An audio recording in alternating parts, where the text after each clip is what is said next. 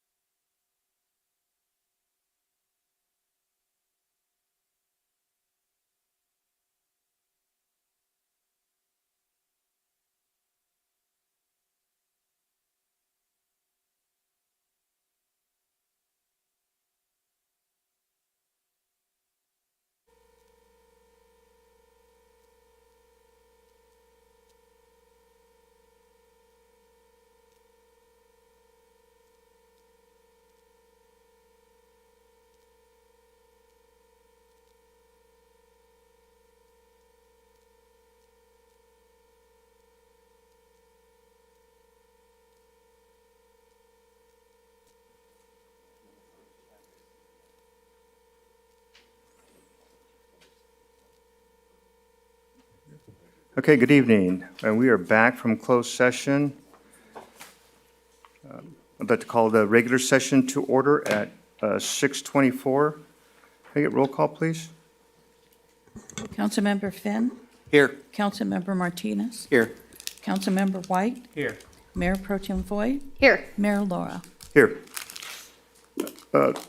John, can you please give a report out from closed session? Yes, the council met in closed session. Item B1 was conference with legal counsel regarding existing litigation, Gomez versus City of Beaumont. There was no reportable action taken in closed session.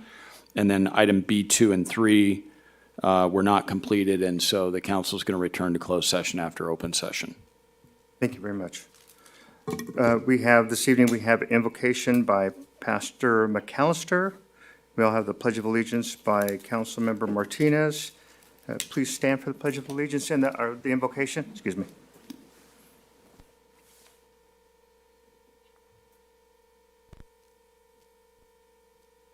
Jeremy, make sure the green light's on. There's a button on the base of the mic. We good? Yeah, we got it. All right, won't you join me in prayer? Dear God, thank you for this day, for these amazing people that make our city go round. Every time I think of praying for government officials, I think of the wisest man that ever lived, Solomon. And when you asked him the famous story that he could have whatever he want, he prayed for wisdom. But he didn't pray for wisdom for the things you might think. He said this, Dear God, give me understanding in my heart, that I can govern your people well and know the difference between right and wrong. For who by himself is able to govern this great people of yours? Father, I pray that for these men and women now, that you would give them wisdom, the ability to know right from wrong, that they would be able to govern this great people of Beaumont. I thank you. In Jesus' name I pray. Amen. Please join me for the pledge. Place your right hand over your heart. Ready, begin. I pledge allegiance to the flag of the United States of America and to the republic for which it stands, one nation, under God, indivisible, with liberty and justice for all.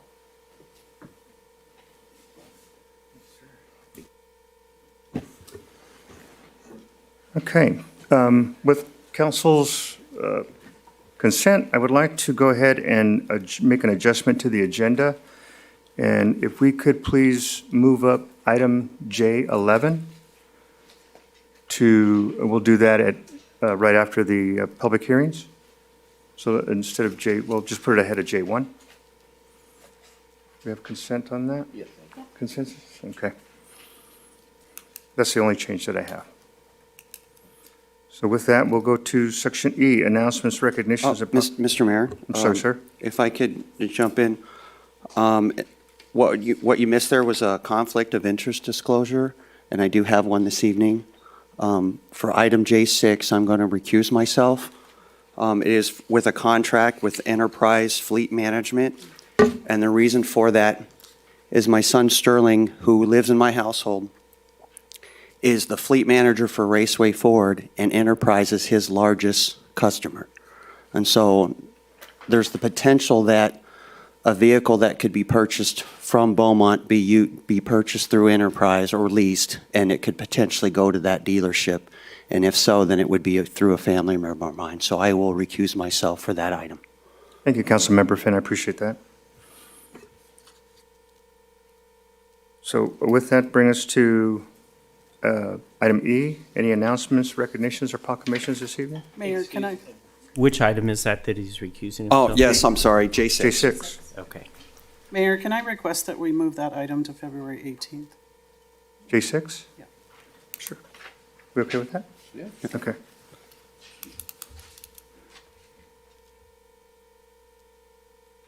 Did you say February 18th? Okay.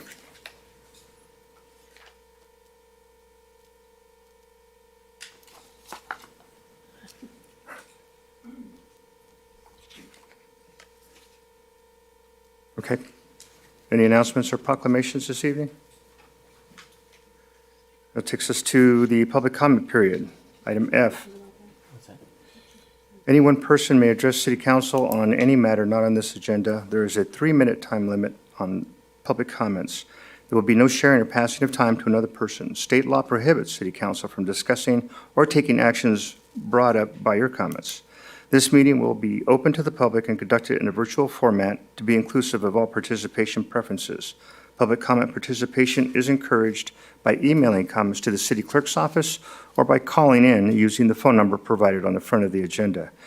Anyone in person wishing to speak can do so by filling out a form at the back of the room and handing it to a staff member. Are there any public comments on items not on the agenda? I have no written requests. Mia, do we have any callers on the line? No callers. Okay, that brings us to the consent items. Item G, are there any items council wishes to pull?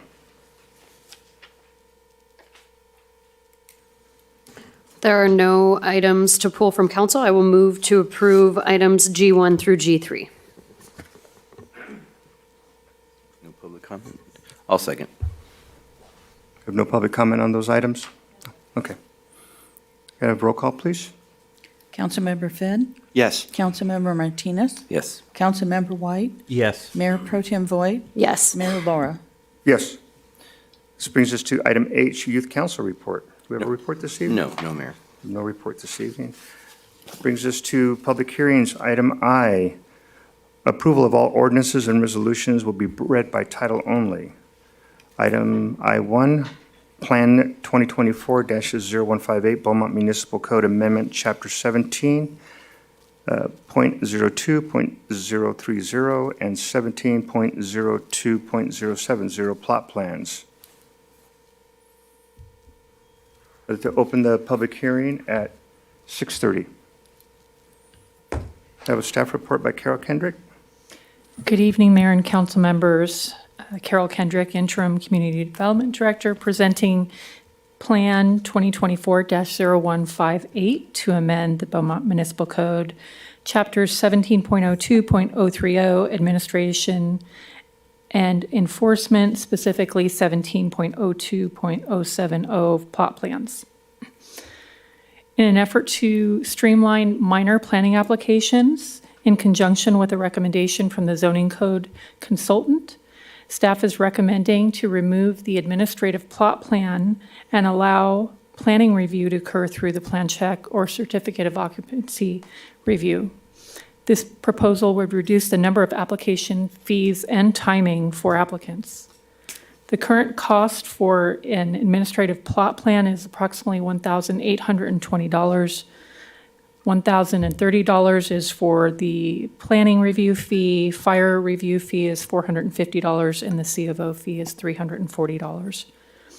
Planning typically planning does review these, the administrative plot plan applications once they're complete. Then that gives the applicant the green light to move forward to submit to building. Planning does review under the plan check and C of O process.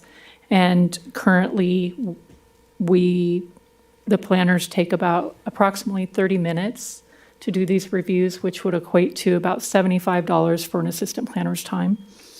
So we're looking to help reduce costs to our applicants and recoup those costs on the building permit application. As I mentioned, planning is in the process of a comprehensive zoning code update. The proposed language included in the staff report is included in the draft zoning document. That will have a work study with the Planning Commission next Thursday and one with the City Council in March. If there are any changes to that, we can go ahead and make sure those are included in the administrative draft that goes to the work study in March to the City Council. The Planning Commission did review this item and proposed language, and by a vote of 5-0 at their January 5th, 2025 meeting, are forwarding a recommendation of approval to the City Council. This proposal is consistent with the General Plan Policy LUCD 5 regarding development review and working to find efficiencies and make development permitting as simple and transparent as possible. This request is also consistent with Strategic Plan Target 3 goals to help streamline the development process. Staff has not received any comments regarding the proposal. And per Beaumont Municipal Code, Section 17.02.080G, the City Council shall review the Planning Commission's recommendation and receive evidence as to why the proposal is consistent with the Beaumont Municipal Code, General Plan, and other development policies of the city. All of the findings have been made. They're included in your staff report package. So at this time, staff requests that the city council hold a public hearing, waive the first full reading, and approve by title only an ordinance of the city council, the city of Beaumont, California, amending chapter 12.02, administration and enforcement, section 17.02030, table 17.0.02-1, and section 17.02-070 of the Beaumont Municipal Code. This concludes my presentation. I'm happy to answer any questions you may have. Thank you very much, Carol. Do we have any public comments on this item? I have no written requests. Mia, do we have any callers on the line? No callers. Okay, that brings us to council. Do we have any comments from council? Oh, I need to close the hearing first, sorry. So I'll go ahead and close the public hearing at 6:35. Now I'll go for council comments. Mayor Pro Tem Voigt? Oh, wait, I think I just saw Councilmember Martinez's light come on. No? I can go. I appreciate the effort to streamline the process. I think that anything we can do to remove the red tape for those that are coming in to enhance the city is something that I support fully. So thank you guys for doing that. I think the one question I had is why now for coming back in March, but you kind of answered that it's included in there already. And but It's the zoning code update. We don't anticipate it'll be adopted until probably summer of this year. So it's just a work study, but because this has been a hurdle for people moving through our system, we felt it was necessary to bring it forward prior to the zoning code update. But you will see the draft language in the work studies that you get.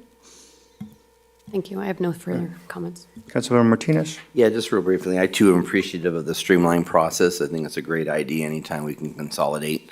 I think both for the public as far as expediting and reducing the fees and so forth. The only question I had is there was a part in here where it said the only drawback I saw was reduce the identification of issues early on in the process. Is that a significant,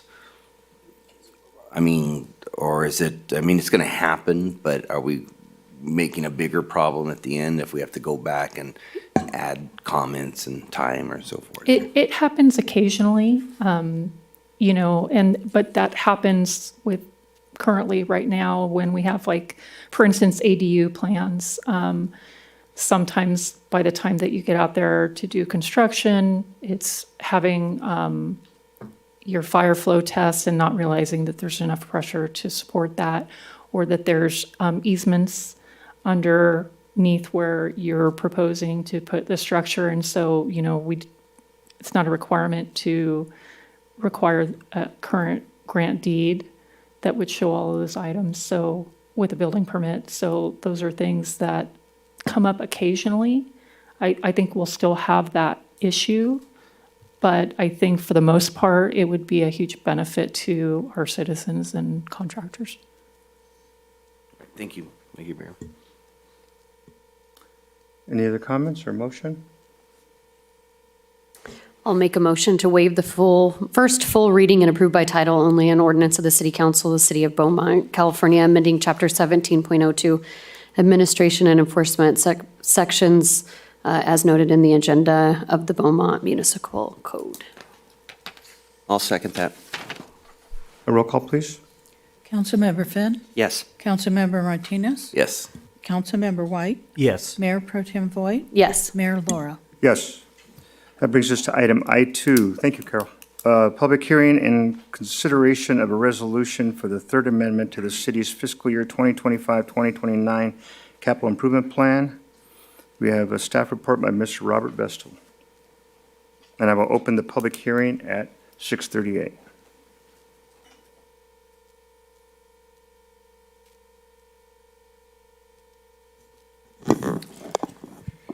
Thank you, Mayor. Can I have IT share my screen?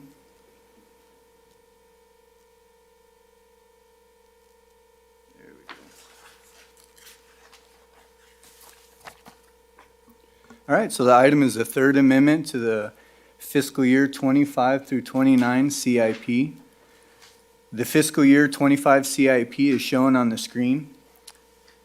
Currently, City Council has funded CIPs with a combined total of 81.6 million in this particular fiscal year.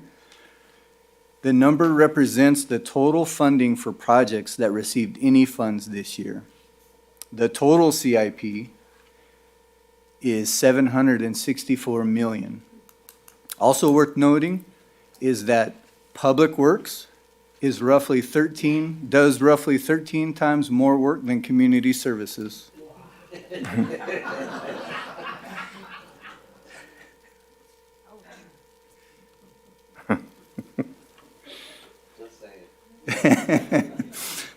I'm just giving Doug a hard time. All right, so also on your screen is just some numbers, some interesting statistics. On the blue table, I've highlighted several years, and then the program funds, that would be the column 2.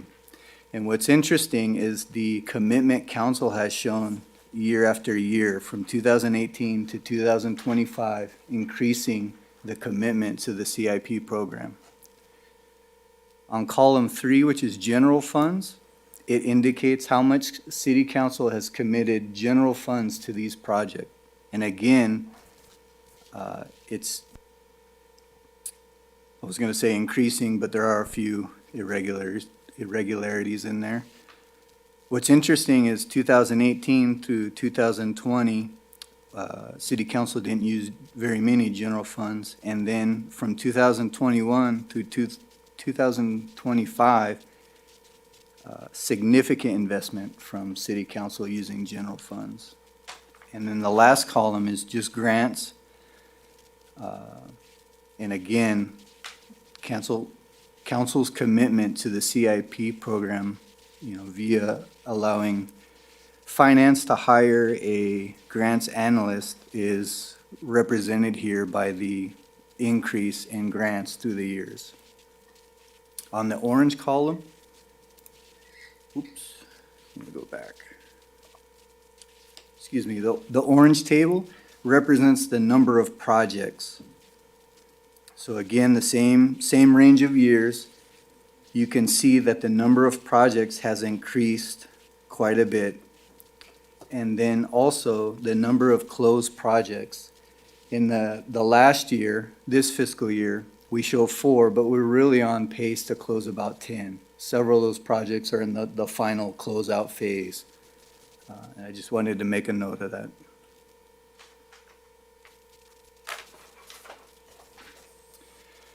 All right, so for this third amendment, this is your change log. And staff is requesting the following changes. 5 new projects, which we'll discuss in a little detail in a moment. 3 budget changes and 3 closed projects. And then lastly, 1 project renamed. The 3 budget changes, and 3 closed projects won't be discussed in detail on this slide, but in this presentation. However, staff is available to answer any questions that you'd have on those. The project renaming is very straightforward, and we'll discuss that item in detail a little bit later tonight. But it essentially renames downtown streetlight replacement with downtown streetlight replacement and sidewalk maintenance project. All right. So for our first project is the Pennsylvania Avenue and First Street traffic signal upgrade. The project proposes to add an additional left turn lane on southbound Penn to eastbound First. Additionally, the project will evaluate adding an additional through lane on eastbound First Street pending analysis. As previously mentioned, the additional left turn lane will improve the intersection overall, but it may cause additional delays in the east and westbound movements due to the new traffic signal phase. The project is estimated to cost $100,000, and it will be funded from traffic signal diff. The anticipated project duration is 6 to 12 months, depending on material availability. Design will commence in approximately 2 to 3 months. The project will be formally bid for design and construction.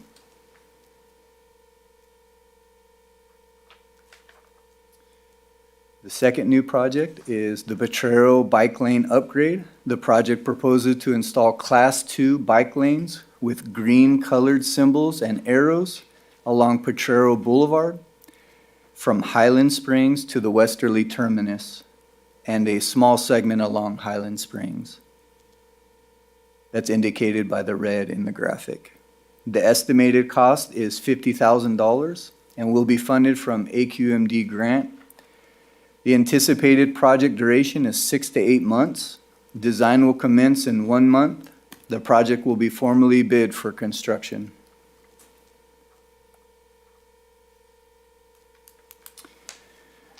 All right, the next new project is the Downtown Revitalization Feasibility Study. On September 17th, 2024, City Council adopted the Downtown Revitalization Plan, which included conceptual layouts for 6th Street and Beaumont Avenue. The plan also provided guidelines and included 2 roundabouts. Subsequently, this project proposes to take the conceptual layout and guidelines and develop an engineering level preliminary plan. The project also proposes several engineering level studies, including traffic impact analysis, hydrology report, geotechnical report, topography study, right-of-way needs, preliminary environmental, and the deliverables will be studies and a 30% preliminary plan for street design, pedestrian design, landscape design, roundabout design, street light, and pedestrian lighting design. Because of the transformative nature of this plan, it's staff intention to engage City Council at every step, probably more than City Council wants to talk about for roundabouts. Additionally, staff will develop a public engagement plan to inform the public at critical and appropriate milestones. The project is estimated to cost $1 million. It's a very high-level cost. Funding is provided by general funds and road and bridge DIF. It's important to note that the project cannot use any additional DIF funds moving forward due to the limited capacity enhancing infrastructure of this project, and that includes all phases of the project.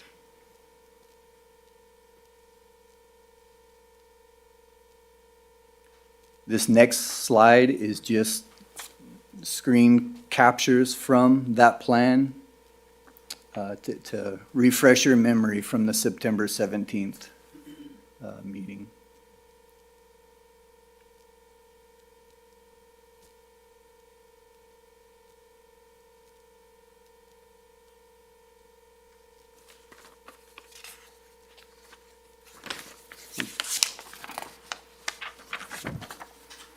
All right, next is the mobile CNG RNG compressor. This will provide on-site fueling for transit buses. City staff is requesting the transfer funds from the closing of project T07 and T15 for this project.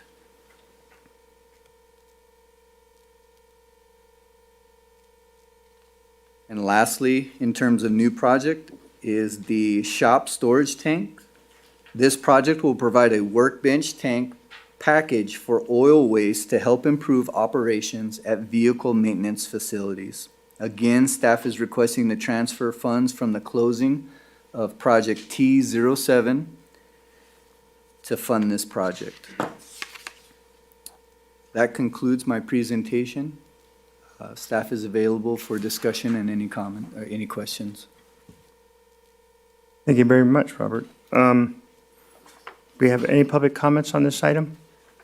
I have no written requests. Mia, do we have any callers on the line? No callers. Okay. I will then close the public hearing at 6:48 and open it up for council comments. Any council discussion? Councilmember White? You talk about in your report renaming the R19 downtown streetlight to include the sidewalk maintenance project. Is that already on the list here as the former name or as the new name? Should be the new name. And where would that be? Oh, there we go. Right here.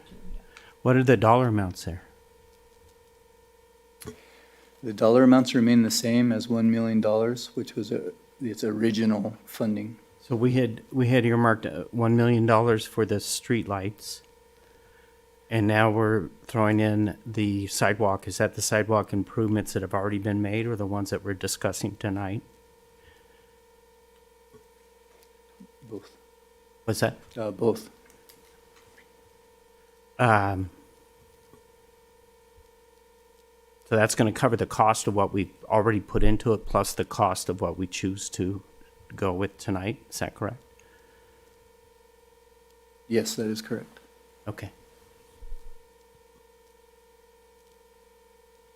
With one exception, there's an option on a future agenda, future item of this agenda. Option number three that would exceed that. So you're saying right now that option 1 and 2 would keep the entire project? So you're saying that option 1 and 2 would keep the entire project, including the addition of all the sidewalk work we've done, and the side work that we are proposing in 1 and 2 is all under $1 million? That is correct. Okay. Councilmember Finn? Yes, thank you, Mayor. Mine's more just of a comment and a thank you to staff. In the recent months, we were taking our State of the City roadshow out to the public. We'd heard from the public, and they had requested specifically a traffic light upgrade at Pennsylvania and First, and so appreciate staff responding to that and putting together a project, and even nicer to see that the funding source can be, is done through DIF. So great job, and so appreciate that. Thank you. Councilmember Martinez? Yeah, just real quickly, I noticed that we have the CNG compressor. Briefly, what's the plan for our refueling plan, CNG? We had some plans, and then, of course, they didn't work out for various reasons, and I just kind of want to know where we're at. Are you talking about 4th and Beeley? Yeah. So in August, you awarded a architectural contract for 4th and Beeley. So we have completed the site plan, finalized the Alta survey, and a conceptual plan, I should say. We're working on gathering data on interior floor plans. We're trying to maximize the space and figure out how many departments we can fit at the location. It has a public-facing CNG and hydrogen design, so they're working on the technical components of that package for us right now. And we have started some of the environmental phases of that property. So it is underway, and I hope to be bringing something back to you soon. Perfect. Okay, I appreciate that. Thank you. And it's worth noting that what we're proposing to bring in here with some savings from some bus purchases is portable. So then we could take Well- that and put it in the gated yard behind the And- public-facing yard if we And had that's to. kind of what I was Making sure we don't- wondering. It's like, this is portable, but we have something going on, so what's Yes, the we're making ultimate sure plan? whatever we purchase is movable. Very well. Thank you, Mayor. Yes, sir. Robert, that feasibility study, that includes a traffic study, correct, for the revitalization of downtown? It does. Okay, thank you very much. Do we have any other comments from council or a motion?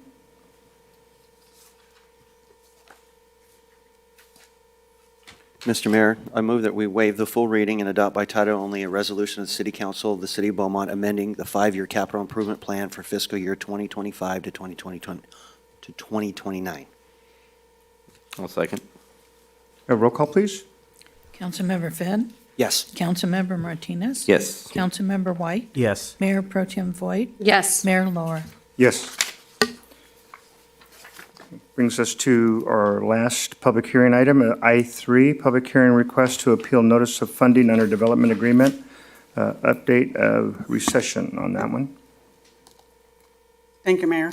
On Friday, January 31st, I received an email from Mr. Michael Heischman with Tri Point Homes, and a copy of that email is in your packet, and he is requesting to rescind Tri Point Homes' request to appear before council to discuss the withholding of building permits for the Sundance project in relation to a pending agreement. Okay, so with that, do we have any public comments? I have no written requests. Mia, do we have any callers on the line? No callers.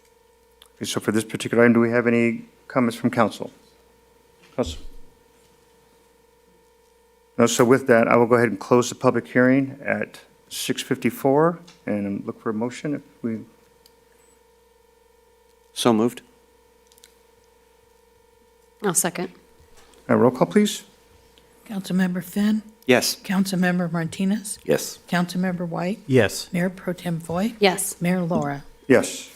And just for the record, there was a settlement agreement that's been worked out with them that negated the need for the hearing. Thank you. So at this point, we'll go ahead and jump to item J11 as discussed at the beginning of the meeting. J11 is adopt a resolution to provide a development impact fee waiver for the Beaumont Library District expansion. Looks like new commercial 2024-0005.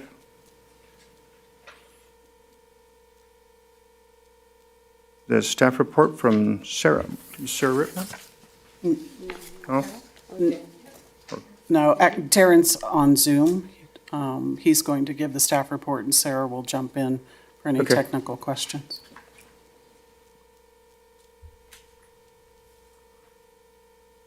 Good evening. Can you guys hear me? yes.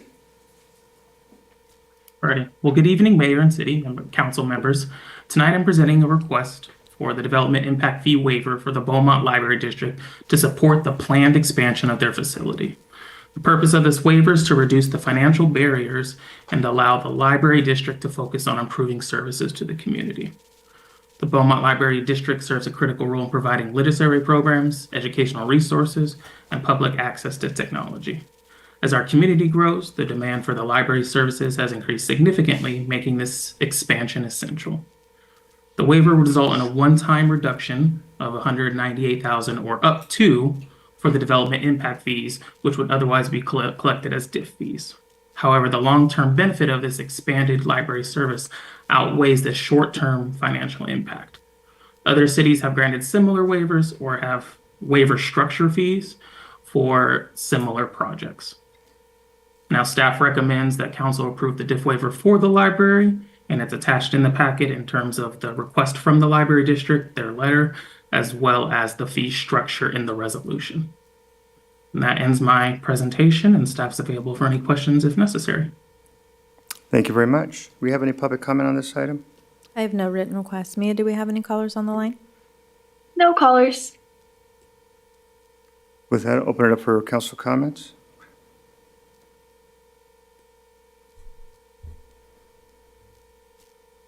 Councilmember White? Yeah, I don't see an issue with waiving these, but it makes me think back to some of the issues we've had with development agreements, contracts, things like that, that have been in place for 15 years and we're still held to them. So in this case, if something happens and the library district is not able to move forward, or if it takes 10 to 15 years to get to that point, are we proposing that there's an unlimited time on the waiver of the fees? Or are we approving the fees tonight, and then if the fees go up by the time, well, I guess that's the other question, is if the fees go up before the process starts, we're locked in at these fees, no matter how many fee increases we have over the number of years? The proposed waiver of fees is only until, for the current DIF study, where we have a set fee schedule now. It'll go up in July, and then it'll go up in January. That fee study is good. Council wants it to come back in 5 years. So what I'm asking is, if we waive these fees and they go up in the next couple of studies, we're waiving the fees not by dollar amount, but by actual fee description? Is that what we're doing?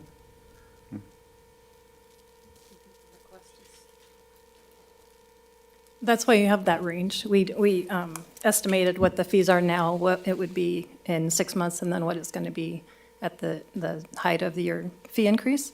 So that's why you have that range from 144 to 197. yeah, up to 197. But we also included this, their permit number or their plan check number.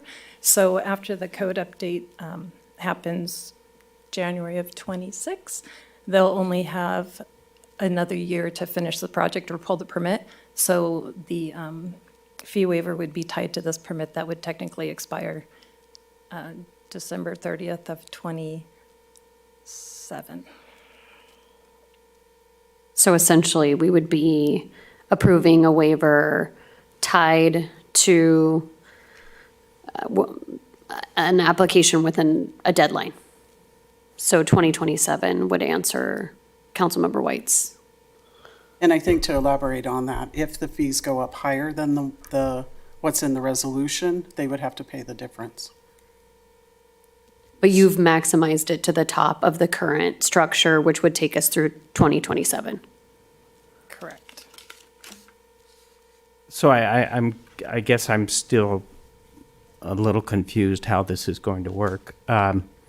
So you gave us a range in the description of 144 to 197, but in the actual resolution, we're waiving those specific fees.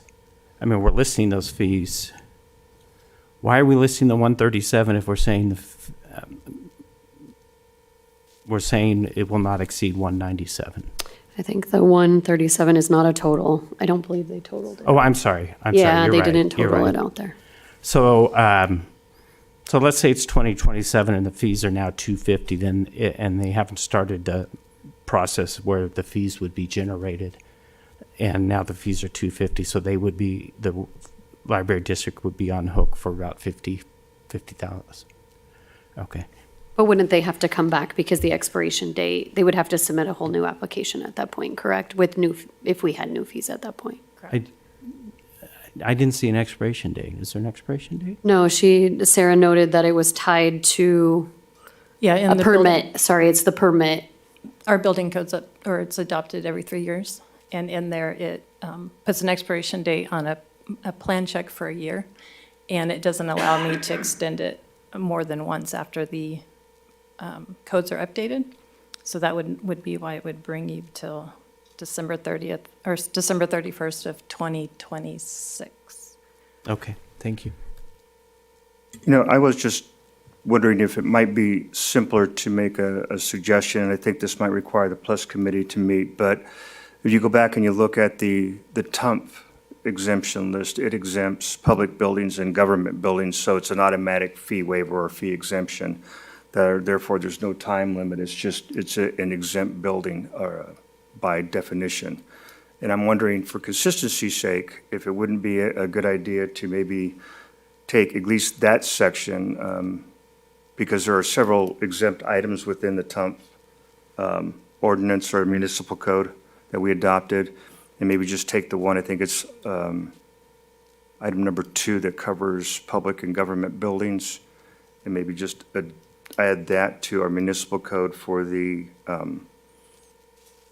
diff fee, so that there's consistency between the two.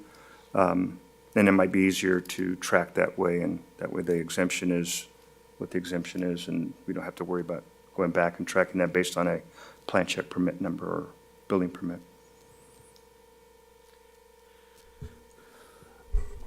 Councilmember Martinez? Oh, I'm sorry. No, go ahead. No, I was just going to say, my only concern with that is what did the diff study do? Because the diff study included all those government buildings in it. And then we go back and do an exemption, then we need to calculate what we're losing potentially on that. Which I don't have a problem going back and revisiting, I'm just saying. Right. Just think about that, because That's a good point. we kept it in the study and now we're going to exempt them, so we have to make sure we're aware of how much, Right. that's going to be, but that's all. Councilmember White? I'm not sure I understand what you're proposing, Mayor. So what I'm proposing is to use the same, to streamline the process, to use the same exemption that's outlined in the TUMP fee for exemptions for government and public buildings. In other words, the library being a public building would be an automatic exemption and would not be subject to the DIF fee. Now, there is going to be an issue with the lost revenue on any other government building or public building that comes in if we do adopt that type of an exemption. But That would require us to bring it back at some point.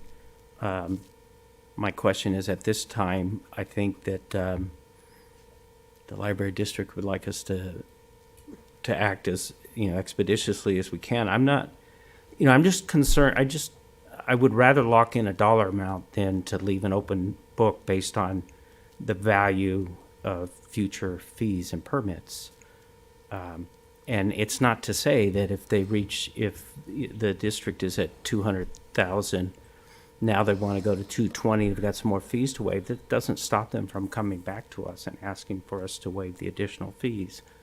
I just don't want to be in a position where at some point, some future council is like, okay, well, we're already committed to this and it still hasn't gotten to the point of getting done. And also, I'm a little concerned about blanketing public buildings, unless they were city buildings. I don't know that I want to set a precedent where another agency's building is going to be get a fee waiver. It may not make as much sense to this community as the library district does. Or as much importance, I guess, is what I'm saying. That's what the Plus Committee can discuss when you guys meet. But I'm just saying, if we go to a Plus Committee, we're then at a point where we're coming back a couple revisions and we're 2 or 3 months further down the line before we're No, ready I to- don't. I don't think this is off the table. Yeah, I don't think he was talking about I don't think he this. was Were you, saying Mayor? pull this off the table till that Oh, comes okay. back. I think that Okay. was a Well, I suggestion to was bring going it back. But that's fine. We can okay. make that modification later. But Oh, okay. because it just eliminates the worry about the fee and what the fee will be, and because it'd be an exempt facility. But I'm good with, if you want to move forward. Do we have to I'm make a okay with motion? either a dollar limit or a time limit, but just to keep it open-ended like this, I'm a little concerned about that. Well, it's not open-ended. There's a 197 on it, but we can say up to 197. Yeah, I think that would make it, I mean, I could make a Because you motion can- if there's nothing else. Yeah, they calculated that number already. So up to 197 fee waiver, and anything over that, they can come back for a second fee waiver if it goes over, or. And that is what is in the packet. It says this fee waiver shall not exceed $197,336.33, and then it provides the breakdown. So if one of these fees is more or less than what we've listed here, are we gonna be obligated to either take the difference and present it? In other words, if we're itemizing the fees here, are we stuck at those amounts? I mean, if someone comes in and says, well, yeah, the railroad crossing fee didn't go up, but the public facilities fee did go up, so we got extra money from the railroad crossing fee that we can. So that's why, again, I would prefer either a dollar amount of 197 and not list all these specific fees. I'm just thinking you list specific fees and You could modify the resolution and just put strike out the breakdown that's on page 1 or page 544 in the packet, and then just have the cap at 197,336.33. We just round up to 198. Is that, You want me to do it? heck, round up to 200. Makes it easier. Because the way it's worded now, at the bottom of the breakdown, it says, any unused credit shall not be applied to any other fees not listed above. So it can apply to all of these fees, regardless of what the amounts are at any, and You I'm just okay with that. list them and I not the just- amounts. I just want to understand exactly what we're voting on. We can do that. You want to strike the breakdown I'll and then let just someone have the else make cap? a motion. Okay. I'll move to approve the fee waiver, striking the itemized amounts with a fee not to exceed $200,000. I'll second that. A roll call, please. Councilmember Finn, yes. Councilmember Martinez, Yes. Councilmember White, Yes. Mayor Pro Tem Voigt, Yes. Mayor Laura. Yes. Takes us back to item J1.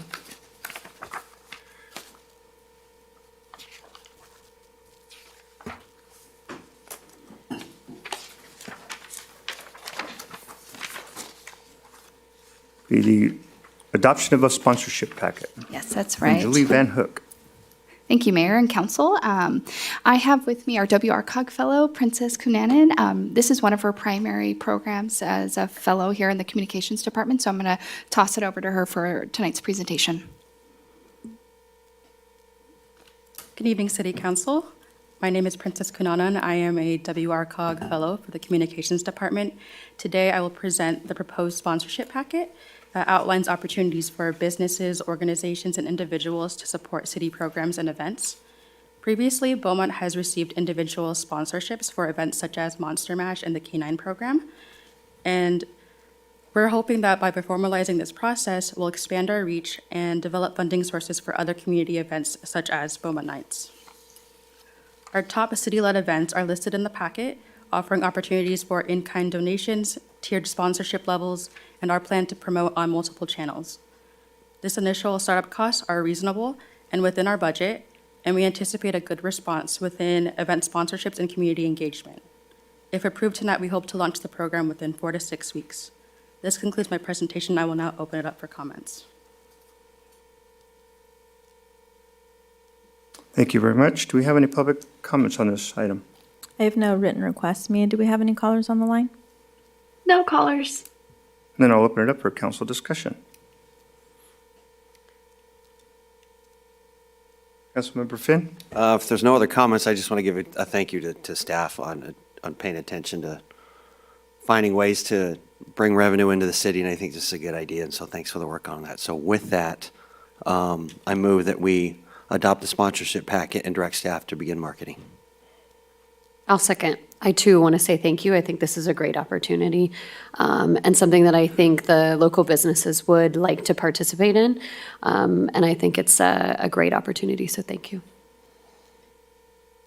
We have a first and a second. Can I get a roll call, please? Councilmember Finn, Yes. Councilmember Martinez, Yes. Yes.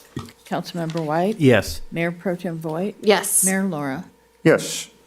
That brings us to J2, deductive change order number 1 to contract with WECA Inc., amendment number 1 to PSA with Web Associates, and notice of completion for the Mesa Lift Station 16-inch force main project. CIP number is WW09. Thaxton? Mayor, I'd like to make a motion to approve the recommended action for J2. I'll second that with public comments.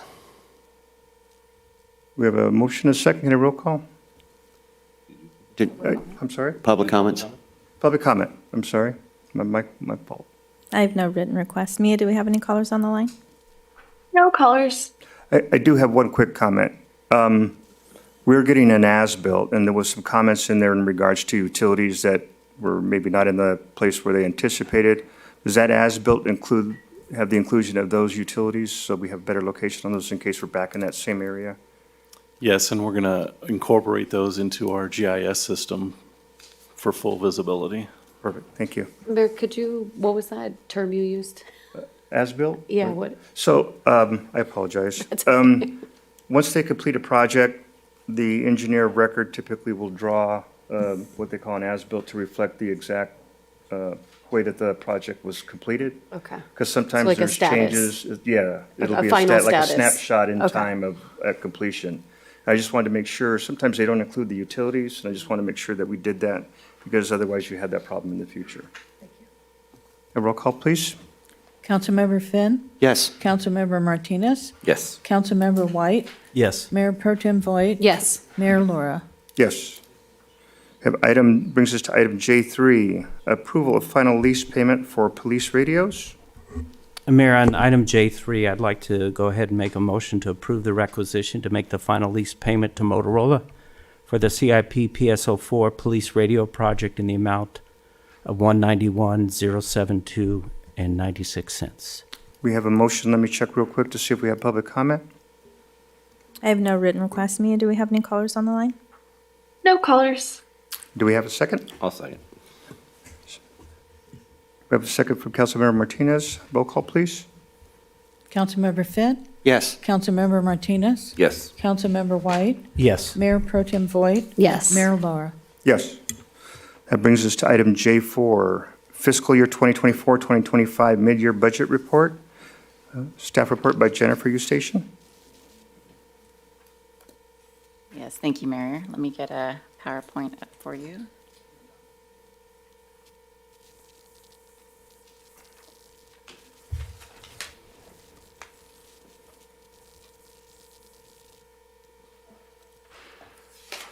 Okay, good evening, Mayor and Council. I have for you this evening the fiscal year 24-25 mid-year budget report. We're going to review an economic update. We're going to go over the general fund status of revenue and expenses, your wastewater fund status, transit fund status, and recommended budget amendments. Starting with an economic update, per Beacon Economics, the national economy is showing resilience with a steady growth rate averaging 3% over 9 quarters. However, with high federal deficit of 7% of GDP, averages 3.7 over past 50 years, and soaring debt to GDP ratio of 120% highlight potential fiscal unsustainability. President Trump's proposed policies, including tax cuts and deregulation, could enhance short-term economic gains, potentially may worsen long-term vulnerabilities. For the state of California, we contribute 14% of the nation's GDP, with the real median household income significantly higher than the national average. Rising unemployment, currently at 5.4%, and net negative domestic migration emphasize labor market strains. And with the proposed tariffs, which may increase costs, and federal EV tax credit changes may disrupt the state's clean energy and economic progress.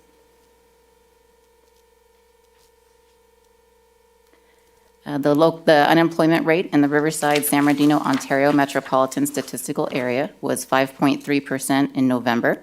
It's a slight decrease from 5.5% in October and slightly higher by 0.2% than the year ago estimate of 5.1%. I've also included permit data for the city in your staff report, which shows permit activity by calendar year. There is a 28.5% decline in calendar year 24 from 23, but still above the 2021 activity. And there was 285 single-family home permits issued and 135 commercial permits issued in 2024.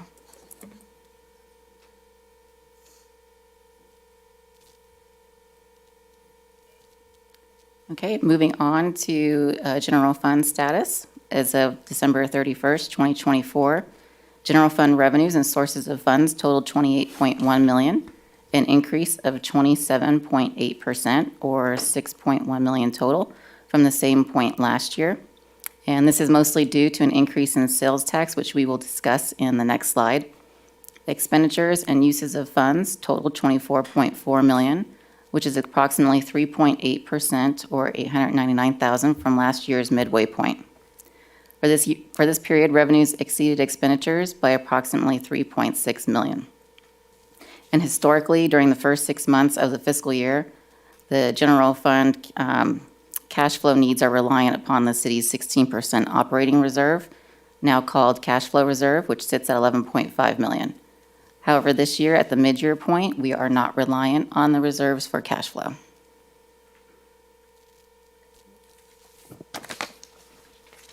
Going into general fund revenues, the general fund has many different sources of revenue, with a tax category accounting for 35.7% of the budget. Sales tax is higher from midpoint last year by $6.5 million. This is due to it's a one-time audit correction from a fulfillment center in the amount of $6.2 million. And with that, what we found is this was a audit that was done by California Department of Tax and Fee Administration. This audit was initiated, what we found out today, this audit was initiated by HDL in 2022.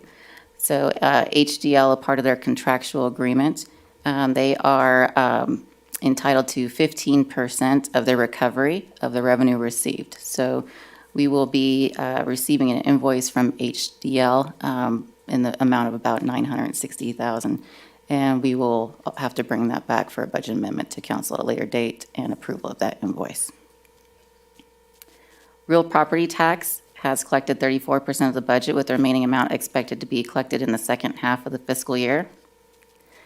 And let me go down to, let's see. The large real property tax payments are received in January and May. Other taxes include motor vehicle in lieu, utility users tax, vehicle license collections, and transit occupancy taxes, with that total category up 15% or $190,000.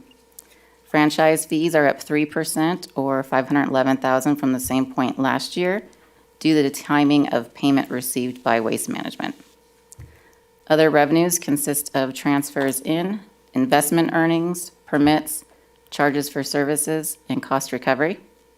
And this is down from prior year, mostly due to an increased concentration on cash flows and waiting to transfer funds till the cash is received, such as CFD special assessment revenue, which is received with the property tax receipts in January and May. The other revenue category is expected to exceed budget amounts by year end. Okay, moving on to our expenditures. Expenditures at midpoint are $24.4 million or 33%. Personnel has increased $379,000 or 3% from prior year midpoint, and this is mostly due to the addition of 12.5 positions. Operating has increased $845,000 or 12%, mostly due to utilities, administration costs, special services, and insurance costs. The capital is down due to less vehicles purchased in comparison to the prior year.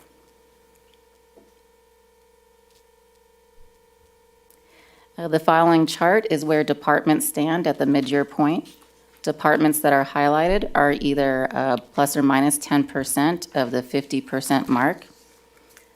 This presentation was also given to the Finance and Audit Committee, and departments there are also available for any questions that anyone has as specific to department budgets.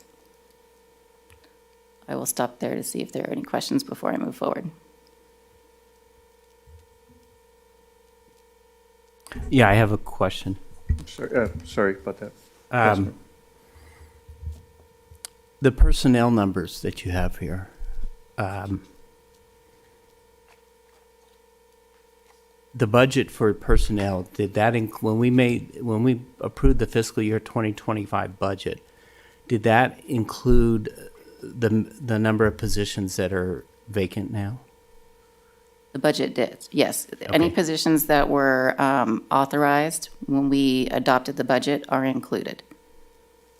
Okay, so what is the difference between the personnel numbers that we budgeted for the first half year and the total amount? In other words, we're missing a number of key positions which are high revenue. And I'm trying to get a feel for what that number is. How much we probably over budgeted on personnel. Oh, absolutely. So our total personnel, we're sitting at about 45% rather than where you should be at, which would be your 50% mark. So we are showing a savings in personnel of about roughly $2.5 to $3 million. Okay, thank you.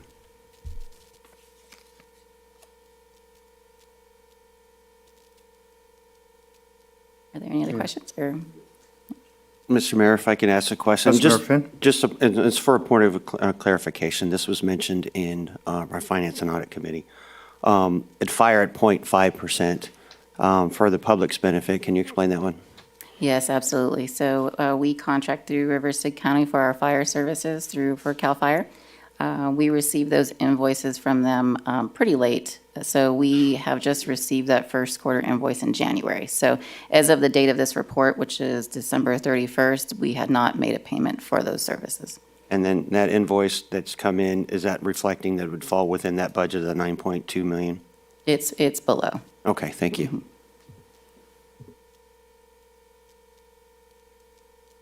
Any other questions from council? No? Okay, moving on to projected results. General fund revenues are projected to come in above budget by $11 million, and these are estimates based on trend lines currently. I will note that our majority of our revenue source is sales tax, and that is only captured. We've only received the first quarter, so there's still 3 quarters remaining to be received. So the estimates are a little rough because there's not a lot of data. General fund expenditures are projected to have savings of roughly $5.9 million, and this would result in a net amount above budget of an estimated $16.9 million. But that is not including the invoice from HDL, which we mentioned earlier at the $960,000.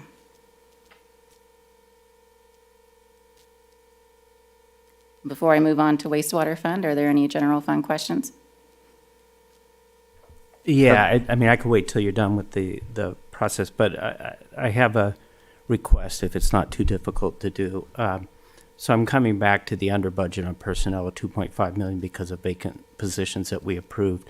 Can we get a list of all the positions that we approved in the budget that are not filled at this point, please? Yeah, we can. Thank you. Have Carrie put that together. I'm just concerned because at $2.5 million at half a year, that you think it might be $5 million at the end of the year, but if I could just get like a snapshot of where we are right now. Oh, I'm sorry, the 2.5 would be overall estimated results. Oh, you're going 5%. I'd still like to get a list of the vacancy Yes, positions. absolutely. Yeah. Sure. Especially before the next budget Before we- discussion, so that we can maybe look at some of those positions and say, well, we haven't filled them in 24, maybe we don't need to fill them in 25. Okay. Right, Absolutely. thank you. For clarification, Councilmember White, before the budget workshop, is that when you say next budget discussion? Whenever the timeline indicates that we have to say yay or nay on a number, Okay. I'd like to know that before we have to make that decision. Okay. No further questions on that. Okay, moving on to wastewater fund. Wastewater revenues and other financing sources total $5.8 million at midpoint, which is an increase of $1.1 million or 23.5% from last year's midpoint. Expenses and use of funds total $6.8 million, a decrease of $240,000 or 3%. For wastewater revenues, wastewater billing is billed in arrears, and as of midpoint, 2 of 6 billings have been collected. Revenues are up about $1.1 million from last year from sewer service fees, investment returns, and cost recovery for an expense from prior year. The wastewater expenses are down from midpoint last year, mostly due to the use of emergency repair out of contingency in the previous year, that $245,000. Where we got the cost recovery and revenues, we had the expense in the previous fiscal year. So, and that's just about what we're down in this current fiscal year. Wastewater revenues are projected to come in at $1.9 million over budget, and expenses are projected to be $1 million below budget, with the savings in personnel and operating costs. And I will hold at that slide to see if there are any questions with wastewater. Councilmember Finn? Yes, our electricity costs and so forth, that has improved then, and that is part of the reason why those expenses are down. Is that is that a large enough impact that contributed to it? Our utilities are actually estimated to be over budget. Okay. Yes, So it was so other it's- items that offset that? It is other items that offset that, Okay. correct? And then each year that we project that, we'll probably be able to fine tune that portion of expenditures for the next year. Yes, yes. And we have been looking at the different CPI indexes for different commodities, and we'll be applying those within our budget estimates for the next year. Utilities are a portion of that, so we're going off of the November 24 CPI rates. Okay, thank you. Councilmember White? You just mentioned, sorry, I'm focused on this, but you just mentioned in the wastewater revenues, the savings we're getting from personnel. Is that also because of vacancies? So for For wastewater expenses, they are currently at 49%, so it's a slight savings. Okay, so we don't have a lot of vacancies in that department. Do you have any vacancies at all? Yeah, there's no Okay, vacancies. thank you. Carry on. Okay. We'll move on to transit fund. So transit revenues and other financing sources total 1.7 million at the midpoint, an increase of 4.6% or 75,000, mostly from an increase in investment earnings and local transportation funds. And for transit expenses and uses of funds total 1.4 million, which is an increase of less than 1% or 9,000 from last year's midpoint, and that's mostly from personnel costs. Councilmember Finn? Yes, thank you. Jennifer, question. So I know we get some revenue from the county. Is there any thing that goes, any revenue that comes from the federal government?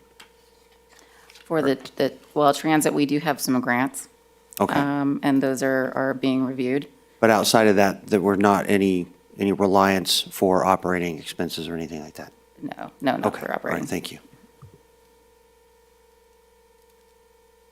All right, continue. And transit revenues and expenses are projected to remain within budget. Any local transportation funds not spent by year end are returned to RCTC.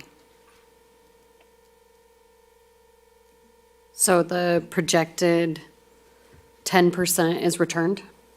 If they're not spent by the end of the year, yes. Okay.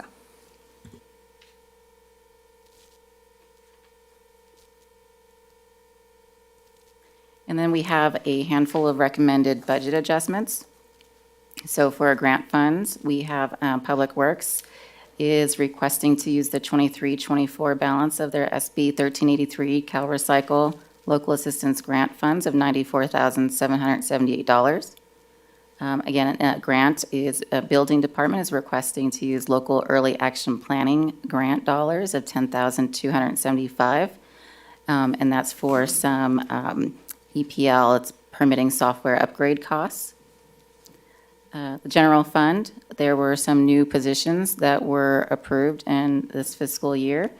Those were for planning and public works, and the remainder of the amount of those positions is $53,881. Community enhancement is requesting $39,725 for contractual services to implement new processes and programs. And funds between departments, from street maintenance to public works, that's a request of $15,734 for DMV costs for a dump truck. And the self-insurance fund, there is interest revenue of $160,000, budget amendment and settlement costs and supplies of $160,820. And you received your CIP mid-year amendment earlier in the meeting, and those CIP mid-year amendments have been included as well as budget adjustments within your report. I wasn't going to go over each one since Robert already fantastically did that. And with that, I'm available for any questions you have.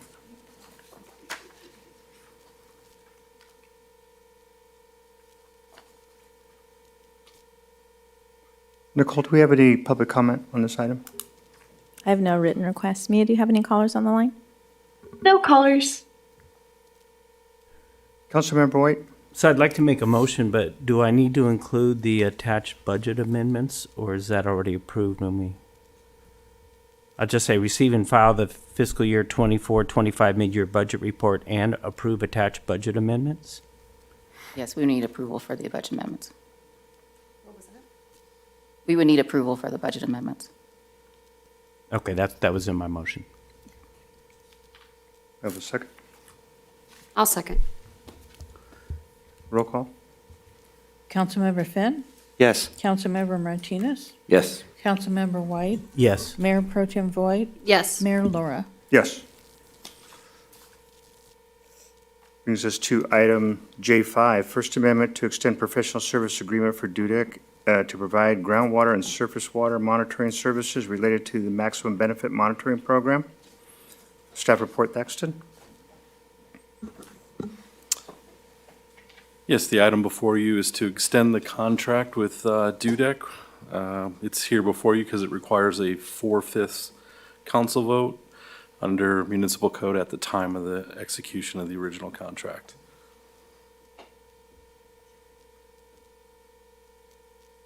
Councilmember White? Well, I was going to make a motion if I'm not too soon on that. Let me check on public comment. All right. I have no written request. Mia, do you have any callers on the line? No callers. Okay, Mr. White? So I move to approve the First Amendment of an agreement to extend the existing contract for professional services with Dudek to provide groundwater and surface monitoring in the amount not to exceed $57,165 for a 4-year total of $218,895. I'll second. Roll call, please. Councilmember Finn, Yes. Councilmember Martinez, Yes. Councilmember White, Yes. Mayor Pro Tem Voigt, Yes. Mayor Laura. Yes. That brings us to item J6. Councilmember Finn, will you be recusing yourself? That was moved to the. Oh, that's right. I'm sorry. February 18th.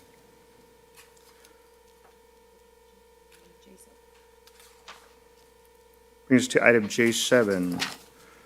Plan 2025-0176, General Plan Annual Progress Report, and General Plan Chapter 12 Implementation Update. Ms. Carol Kendrick?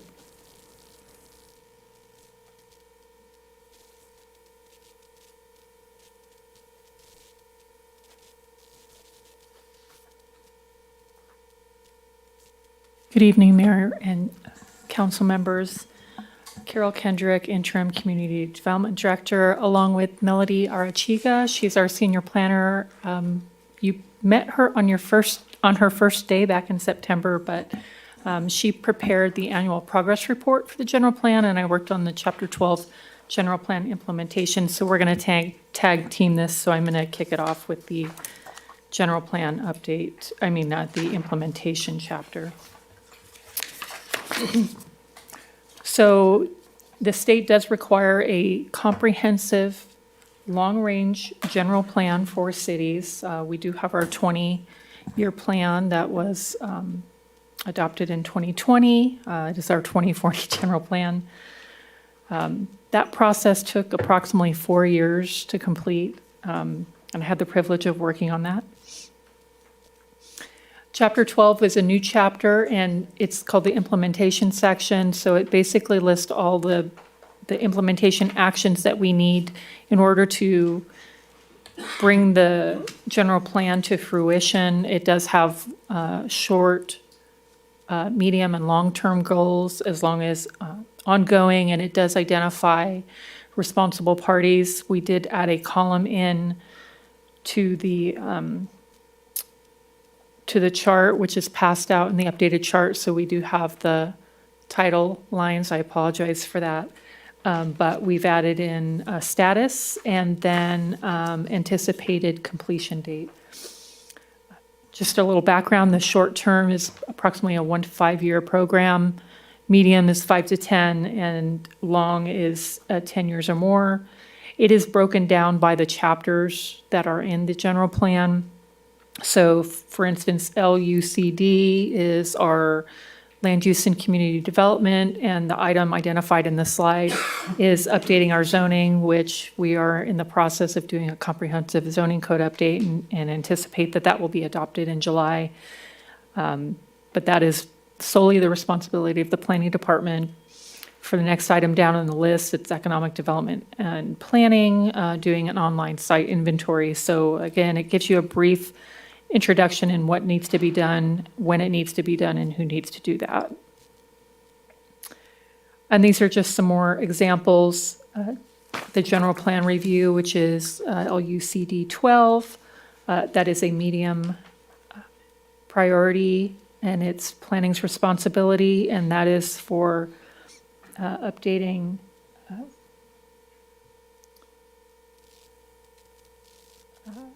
doing the annual progress report, which is before you tonight, as well as updating other parts of the general plan. So again, these are examples. Staff, all city staff are working on getting these completed in a timely manner. Chapter 12 is a 5-year review. The general plan is it's a working document. It does need to be updated and refined as time goes on. We are only allowed to amend the general plan 4 times a year. And we will recommend coming up on our 5 years. We'll kick off a comprehensive general plan review in summer of this year, hopefully getting that back to you in the fall or winter of 2025. So I'll turn it over to Melody. Hello, good evening, Mayor and Council. So the annual progress report goes hand in hand with the Chapter 12 implementation. It also lists details on the progress of the implementation of the general plan, as well as some other details that I will discuss in subsequent slides.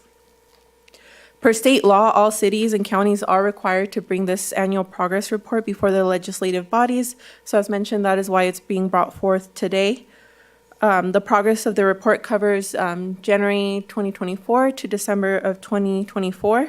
And we are required to submit it to the Office of Land Use and Climate Innovation, which was previously the Office of Planning and Research. So starting off with planning, we processed a general plan amendment, pre-zone, specific plan annexation, and plan of service for the Beaumont Point project. We also had a specific plan amendment for 2 specific plans to bring them into conformance with the general plan land use designations.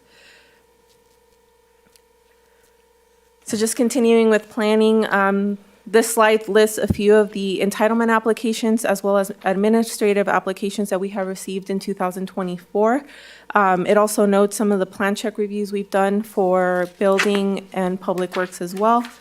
This just highlights some of the day-to-day activities that we do in implementing the general plan, which includes but isn't limited to administering the city zoning ordinance, processing applications for city council and planning commission, and assisting other city departments as needed. And then moving on to building and community enhancement, the building department processed or issued 2,123 building permits for both commercial and residential. The community enhancement department conducted over 600 inspections, which led to either open or closed cases, and weed abated approximately 515 acres. Fire safety also conducts a number of reviews and inspections. This last year, they conducted 815 building and 52 public works plan reviews, as well as 254 fire plan reviews. They also conduct inspections, and they conducted 1,514 construction inspections, as well as other inspections for life and safety and special events. And then just a bit of discussion on the general plan elements, which are included in the progress report. The land use element is a required element per state law. We did have one general plan amendment, as I noted earlier, for Beaumont Point. This changed the land use designation of approximately 539 acres from rural residential to industrial, general commercial, and open space, and the remaining acreage was designated for public roads. The housing element is also another required element of general plans. We are currently in our 6th cycle. Per the state, this does require a separate annual progress report that is sent to the Department of Housing and Community Development. We're currently working on that now. And then the building department this year also, or in 2024, launched the ADU Standards Plans Program. This will assist in adding additional housing units in the community, as well as assist the city in meeting its RENA numbers. The remaining elements were not updated in 2024 or amended. However, they are monitored, as mentioned earlier, as part of the Chapter 12 implementation. Then we also had the downtown revitalization plan that was adopted in 2024, which also assists in meeting the goals and policies of the general plan. This item is presented as a receive and file. This concludes our report, and we are available for questions. Thank you very much. Nicole, do we have any public comment on this? I have no written requests. Mia, do we have any callers on the line? No callers. Thank you very much. Any council discussion?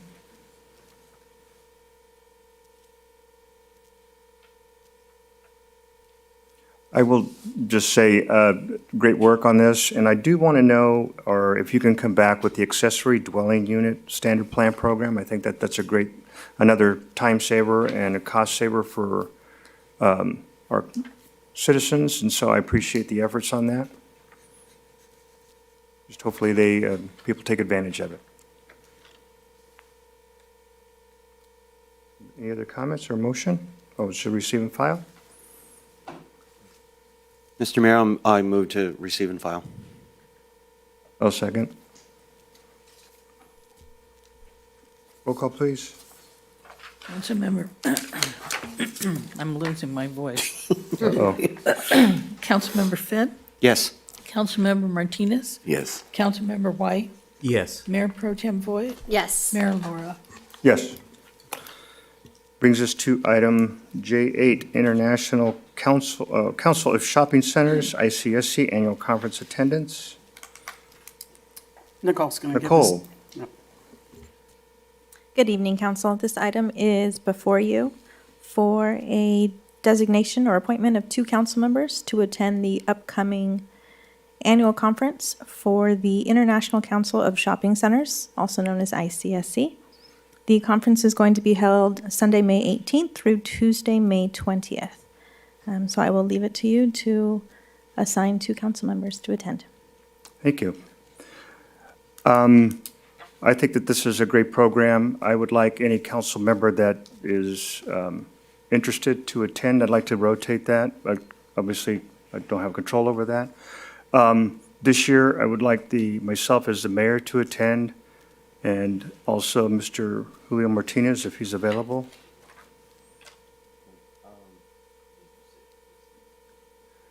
Oh, it's in May. Yeah, I'm available in May. That'll be my first one. Yes, I'll accept. Okay. Cool. All right, here we go. Can I ask a question? Is there a reason why we wouldn't consider those that are on the Economic Development Committee to be the ones who attend? I am on that. You are? Yeah. So 1 member and 1 with the mayor? And one with the mayor. Oh.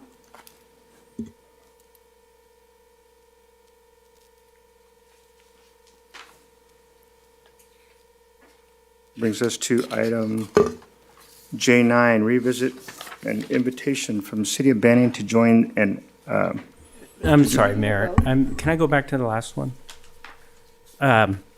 Why are we limiting it to 2? Do we not have enough meetings for 4 or 5 council members to go? Because I know a number of other cities do. How many meetings did you attend last year? We're hopefully doing a better job this year. I than hope last so year. too. We had 3 meetings, I think, maybe 4 set up last year. I'm being told that we're going to get a couple of full days of meetings. If that's not true, then maybe 2 is enough. But I'm trying to understand why we wouldn't send as many as we could so that we have the representation. We're not going to try multiple meetings at the same time.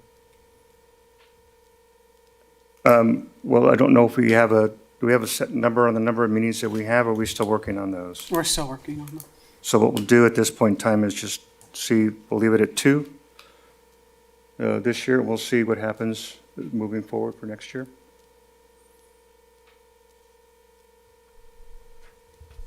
Mr. Pinckney, were you going to say something? You look like you wanted to say something.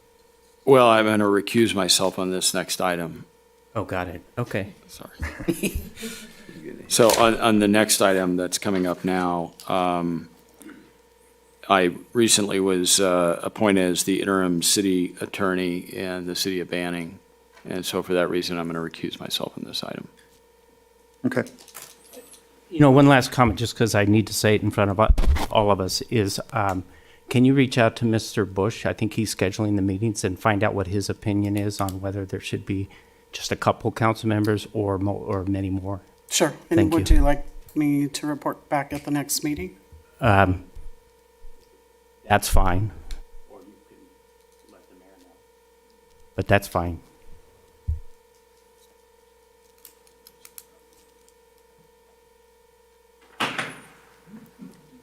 We good to go forward on J9?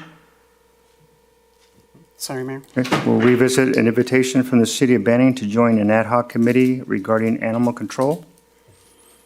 Correct. So this was presented to council last spring, summer. It was a request from the city of Banning, and I believe the specific request was for an ad hoc to talk about the animal shelter in Banning. But since then, it's my understanding that council would like to revisit that and discuss animal control services with the city of Banning. I did reach out to the city manager of Banning, and he will be placing a similar item on his agenda. I do not have an update from him yet, though. Okay. Nicole, do we have any public comments on this item? I have no written requests. Mia, do we have any callers on the line? No callers. Okay. So we want to establish an ad hoc. Do we have any interest from council to attend, with any council members? I'd be happy to volunteer if no one else has a big desire and demand to do it. I didn't realize my light was on. I was just waiting to see if there were other volunteers. I can join as well. Okay. So Mayor Pro Tem Voigt and Councilmember White will be on the ad hoc committee. Are we good with that? All right. Yeah. Thank you very much. That brings us to item J10, Beaumont Avenue sidewalk repair. Staff report.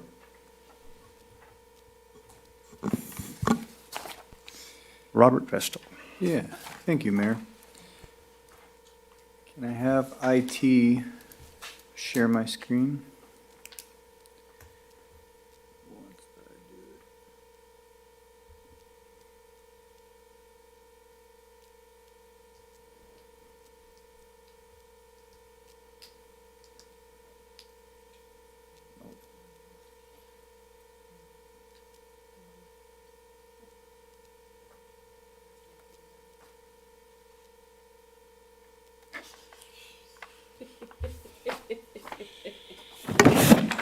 I apologize, I'm having some technical difficulty.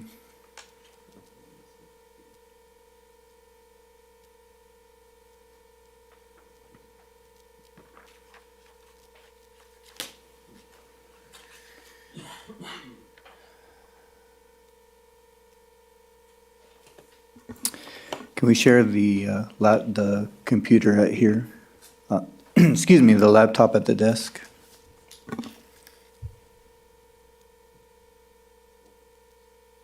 All right, there we go. I apologize for that.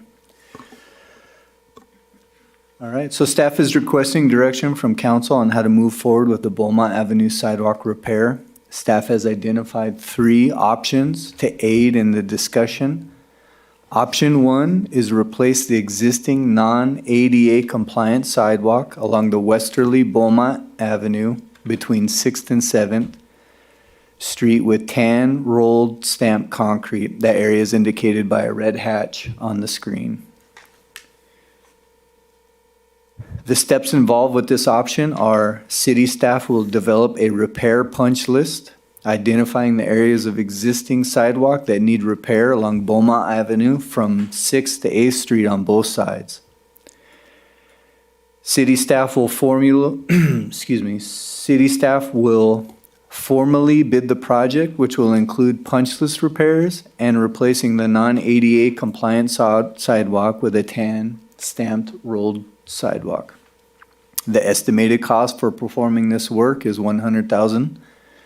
The estimate is based on recent projects with some assumptions for the finishing. But market conditions will drive the actual cost, will establish the actual cost. The estimated schedule is 5 months. It will take roughly 2 months to advertise.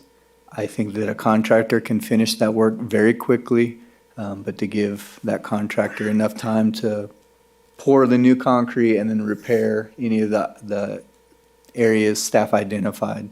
I think 5 months is appropriate. The image on the screen conceptually represents the limits of work.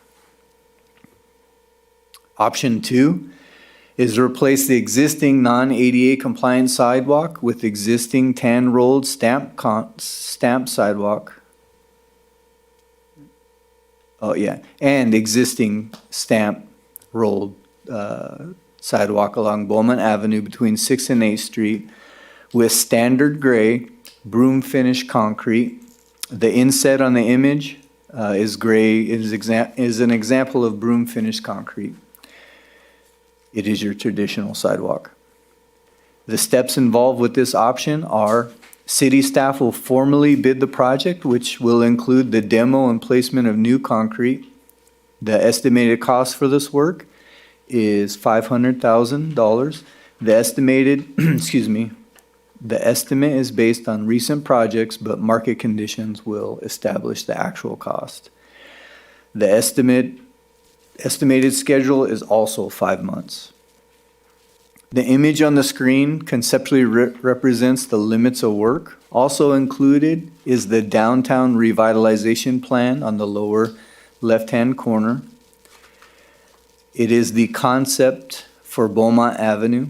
If council is considering option 2, there should be some discussion on maybe integrating the shown concept into the plan.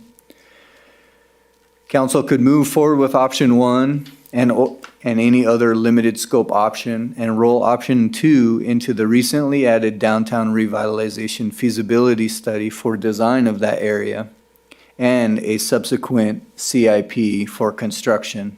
It is estimated that if that is the intent, the design and studies will take up to 2 years to complete, and then construction will be established after that.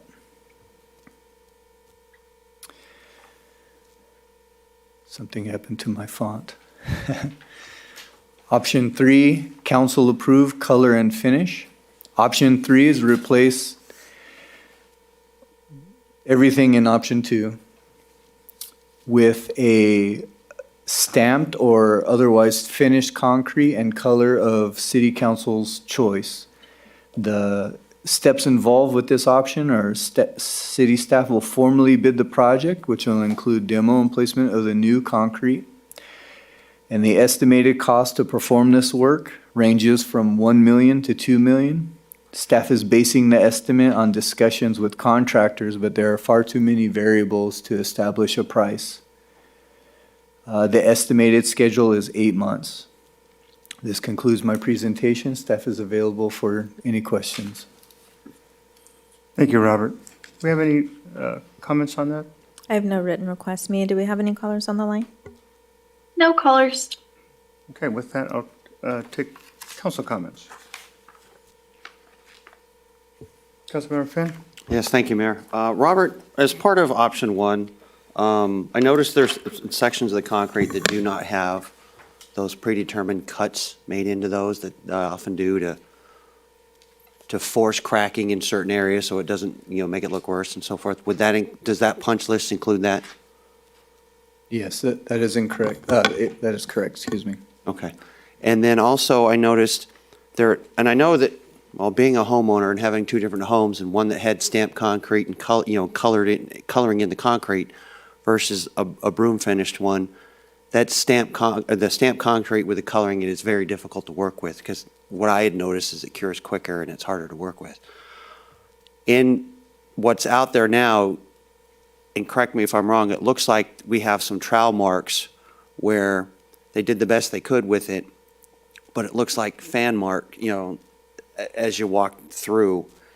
Is that possible to repair that, not to say grind it, but is there any way to freshen that up a little bit to where it gives a little bit more of a uniform look for what's currently there?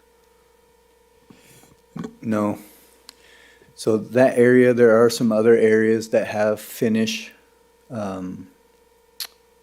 irregularities that would need to be removed and replaced, and that portion is included in option 1 cost. That repair would be included in option 1 cost. Okay. All right, thank you. Councilmember White? Okay, so I have some questions on how we got here. So on March 19th, what was the original total estimate? I think we were given one estimate for the lights in the 700 square feet that was a contractor, and then it was recommended to us that staff could do it for a lower price. So can you give me the amounts of those two estimates? Sure. The original CIP budget was $1 million. That would be the full cost of a contractor to perform that work. Staff identified some savings that could be had if, through you exercising staff, and that estimate was 500,000. So 1 million for a contractor, 500,000 for staff. And can you give me a breakdown of what the actual cost was for the streetlights, and then what the so there was more than, so let me jump ahead. I don't remember. I'm getting old. My memory may not be there, but I know I've watched the video a couple times. On May 21st, I don't remember it's stressed to us that it was in severe disrepair and needed to be replaced. I'll take your word at that, but I just don't remember that kind of language being brought out to us. And then it says here, subsequently, staff expanded the project scope to include performing maintenance to restore the sidewalk and preserve it in a safe, efficient, continually stable condition. When it says staff expanded the project, was that a city manager decision to expand the project scope? Yes, when we brought the update to council under city manager report. Okay, so it was you. We've had this issue before. When it says staff, I'm wondering, I just want to clarify, staff means city manager's decision. I think we discussed that last time and suggested that city manager would be the best comment there. So how much on top of items 1 and 2 that we discussed on March 19th, what was the additional cost for the sidewalk that was eventually replaced? Significantly lower than the $500,000 we Okay. estimated. Well, the 500,000 was for the streetlights and for that section of the sidewalk. I'm asking you how much in additional work, what the cost of the additional work was. Are you asking total spent to date? So minus what, I'd like it broken out. So in other words, I don't know why this is so hard, because we got this from the city manager a month ago. I'm just trying to get it into the public record so people understand how we got to where we are. So I guess let me see if I can clarify it more. On March 19th, we voted to approve 1 and 2 done by staff. That has a certain cost. Let's say that cost is X. And then the scope was expanded on August 20th to include additional costs. Let's say that's Y. I'm trying to determine what Y is. We know X to be an estimate of 500,000. What is Y?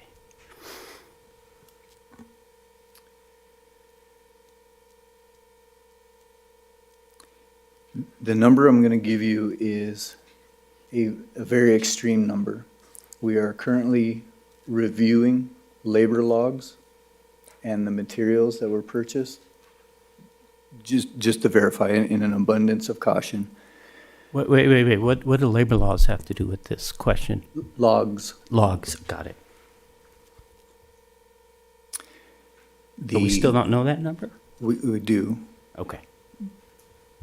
The total, concrete total is $156,806. Okay, so 156,000 is the additional scope that staff expanded the project to include. 156?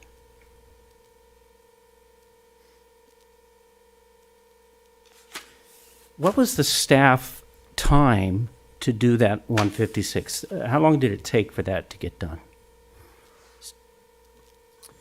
Do you want total hours or Months. months? It was Months. 3 months' time, not full-time. Okay, and I think when I've addressed this issue before with city manager, my concern was that the concrete didn't seem to match. And I think the response that I heard back from your department, as well as I think the city manager, was that because of the time difference from starting to finish, that you had the concrete, it's hard to match the concrete, even if you're using the same product 2 or 3 months apart. So then my question to you is, on items option 1, option 2, and option 3, you talk about a construction duration. You say an estimated demolition and construction duration is 3 months. What I'm trying to get at, that's a demolition and construction. Staff took 3 months before to do what was done before, and we had an issue with the concrete not matching. How much of that demolition and construction duration is construction only? So let's say we get the demolition all done, we're ready to start construction. How long do we have to get that concrete in place? I'm not fully understanding your question. The concrete, you wouldn't demo the entire section at one time. It would occur in phases. So we would demo some, put in new concrete, demo some, put in new concrete, and that would be a 3-month process. Don't we run into the same issue with the concrete not matching after the first demo and reconstruction? There's always a risk of it not, it's just inherent. We're not mixing it on site. It's coming from the plant with a color in it. A contractor will have the same challenges. However, we'll be able to hold them in the contract that they must maintain certain shades of the tan to match whatever we consider the uniform color. Okay, and is the scenario that you pointed out, the workflow that you suggested, which is demo section, repair it, demo another section, repair it, is that the same workflow that you would expect for option 3? Yeah, that is correct. Okay. Okay, I think, so this is my comment on it. I think that we really wanted to set something special down there. And we tried to do it on the cheap, and it doesn't look good. And that's why we're discussing this again, is because we're determining whether we're comfortable sticking with what it looks like now or what we can do moving forward. And I really think that this is important to set an environment down there that is special. And so I hate spending the money again, but I really think the best approach would be to have it done all over and done all at once. Obviously, we don't have to do the lights, and the lights were a large cost of the original staff project. But that's my comment. Thank you.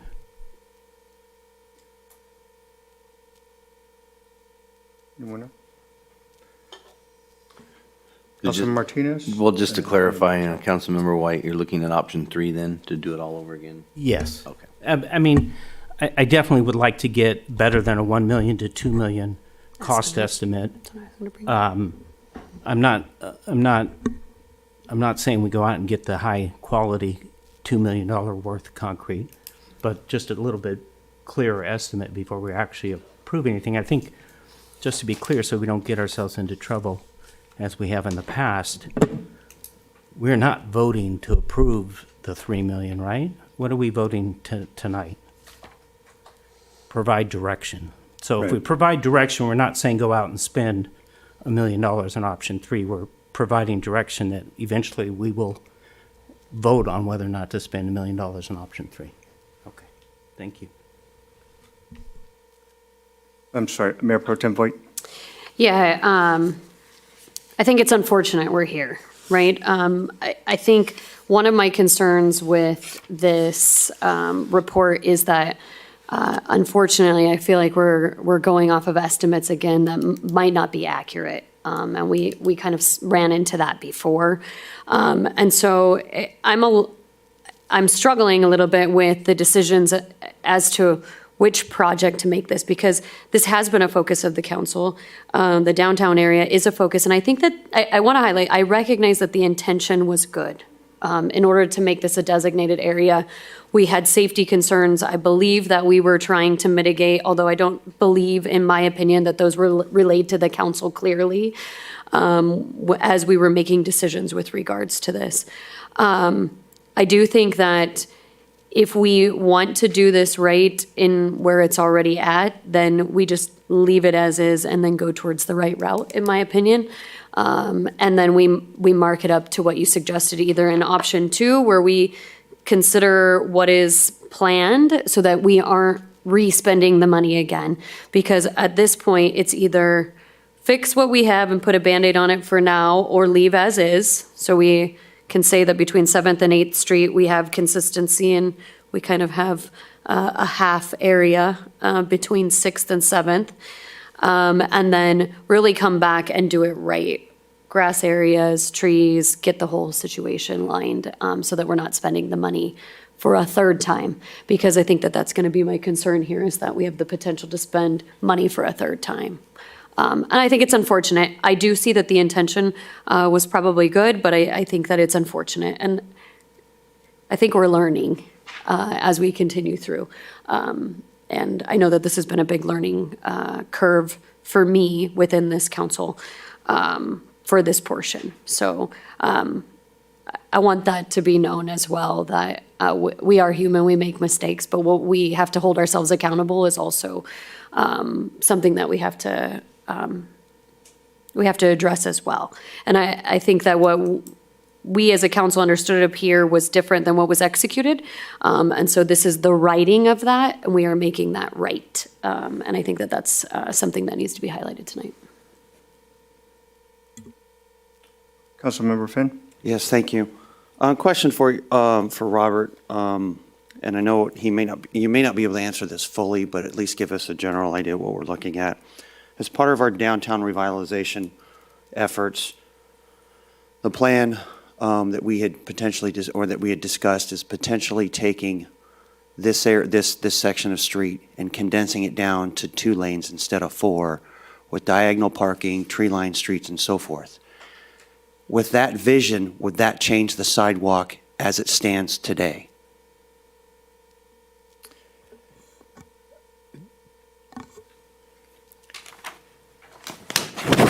My answer is in response to the very conceptual plan that was presented to council as part of the downtown revitalization plan. So in that concept, Beaumont Avenue from 6th Street north would be reduced, but not the curb width. The curb width would remain the same, and conceptually the sidewalk would remain the same. What would change would be the striping, and then adding a lot of street trees along that corridor. Okay. All right, thank you, because that was my thought was if we left it the way that it is, then we could potentially be dealing with that as a future finished project of downtown for that area. And then if we had funding and resources available and so forth today, what would be the estimated time frame to design everything out, finish it out, and so forth? As if it were funding ready, how long would it take to do that vision? This would be a standalone project, not necessarily the greater downtown revitalization plan, just Beaumont itself. Beaumont Correct, just Avenue that itself. area, just how it impact that particular area. And the reason, another reason for the question is, this is our downtown market night area, and I think that's why we put that effort in with the streetlights and so forth, is to spruce that area up to make it look nicer while doing that. And I don't want to throw something out that wasn't discussed, but what's coming to my mind is, was this a potential temporary temporary upgrade until a final solution was put in place? Do you follow my thought process there? Yeah. Are you asking me if this was a temporary solution? Yes. We knew that the sidewalk alignment would remain the same, so in that regard, it was not intended to be temporary. However, we did know that there would be amenities added, including tree wells, and I didn't have a clear understanding of where those went, so no to the overall concrete being temporary, but yes to spot areas being temporary. Okay, Yeah. all right, thank you. Councilmember Martinez? Yeah, so that, I'm sorry. And Go ahead. to go back then, the time frame to make that happen then would, and so if the sidewalk's not changing, but we're still looking to change the streets to match our plan, if it was just that area, how long do you think that would take? I think it would still take quite a while, probably a year to design it correctly. There's not a lot of street improvement changes that are being proposed for Beaumont Avenue. However, the interchanges, the intersections, like at 7th Street and 7th Street and Beaumont and 8th and Beaumont are proposed to change the curb alignment within the intersection substantially. So we definitely don't want to make any mistakes there. We want to make sure that it's fully engineered with traffic studies, almost the same amount of work into the large design for Beaumont downtown revitalization plan. So Okay. about a year. Okay, all right, thank you. And then, should we segment this out? Would it make sense, or would it make more sense to do it, this future work along with 6th Street, to where you do it all together? I think both can be done. I would lean on council for direction on that. Okay, so it can, either one. Okay, all right, thank you. so I'm piggybacking on that because I would like a plan before we start going and doing things again. I have no problem looking at option 3 and going back and doing a nice vision, but I don't feel like we have a plan on what we're doing. Are we going to do, and then it's not in the CIP, this project, if we're creating a new project. It wasn't really part of our priority, I don't believe. So if we're going back and trying to make this a priority and add this in, that's another conversation too, because do we go to an option 3? I surely don't want to spend that kind of money and go up and tear it up and put tree wells in later. So can we design and do it now the right way, now meaning a year or two, because we got to design and all that stuff, and get what we want the right way with the vision? Or are we trying to just to make it look good? Well, how are we going to make it look good? We only have a choice of fixing what's there or a broom finish, regular sidewalk, because once you start going into 3, now you're starting going into big dollars. And if you're going to go into big dollars, you might as well do it right and add what you want there now, in my opinion.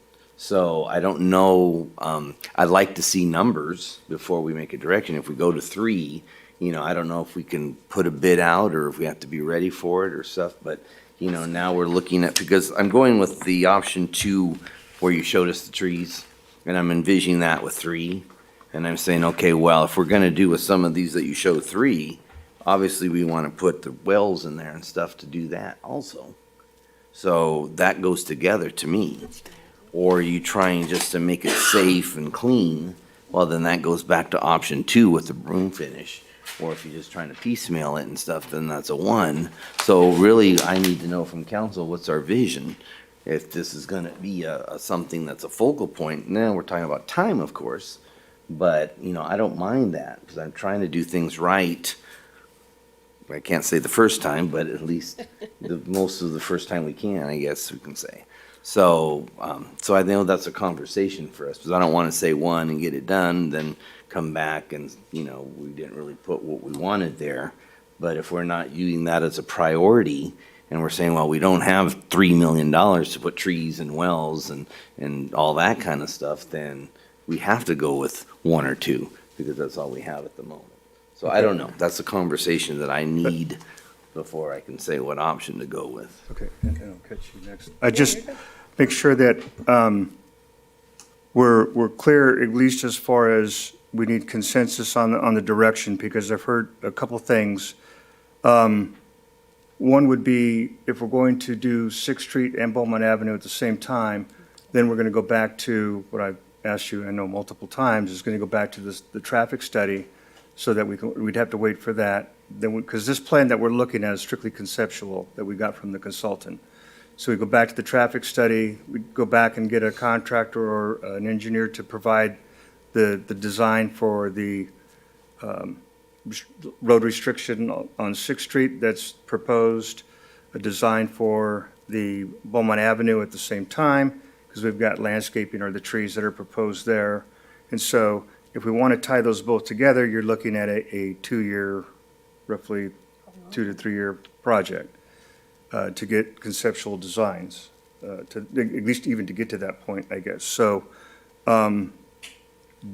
so council wants to do that, then that would be the direction, is that we maybe move that and that for that. If council wants to keep Beaumont Avenue separate, I think we still would need a comprehensive design, which is going to take some time. The reason I say that is because if we go with option 3, we'll still have to come back and do the landscape portion of it, or the conceptual portion, if you will. So we can't do that. The other concern is I walked this project multiple times, and the section of sidewalk between 6th Street and 7th Street, if we're going to have the market nights there, there's going to need to be repairs that are done there because it's not safe to walk. So we need to kind of figure out if we're going to do just have a contractor come back and repair those areas that are that don't meet ADA compliance and are not safe to walk, because there's a lot of asphalt patching that we had to do, and I'm assuming we did that with the assumption that we were going to go ahead and finish and do the concrete, so it was a temporary fix. So to me, option 1, 2, or 3, we're not to that point based on the input I'm getting from council, unless I misunderstand that. Right, I think for me, with your comments, which I don't disagree with you, with having to fix the ADA, I think in option 1, I think we really have two things we have to decide on, which is probably going with option 1 to make sure that we fix all of these imperfections because of safety issues, because liability is going to really become what we're looking at. So it's no longer a Band-Aid, it's a necessity. So in that way, I think we have to go, in my opinion, go with option 1 while still pursuing option 3, but deciding whether or not this is an entire 6th Street or an entire downtown project, which is what I would suggest. Okay. So that you have uniformity across it, because that's really what we're going for, is to look for uniformity across. So we want a walkable space starting all throughout our downtown area, so why piecemeal it now? To me, that just wouldn't make any sense. Okay. So I think, based off of your, what I would call professional opinion, I think that we really have no choice but to go with option 1 to ensure that the liability is reduced when we do have, tomorrow, I need this done as soon as possible is the way it feels, if we have tripping hazards and we're not in ADA compliance. So I am assuming this is shave downs where there's lips or, that's what we do on my facilities. So that's kind of where I stand at this point. Okay. Councilmember White? So when you built the additional sidewalk work here, all of the work that you did, I think none of it is issues for liability city's always an issue for liability, but what I'm saying is you built those sidewalks in a way that we shouldn't be worried about them being safe, the ones that are in there, correct?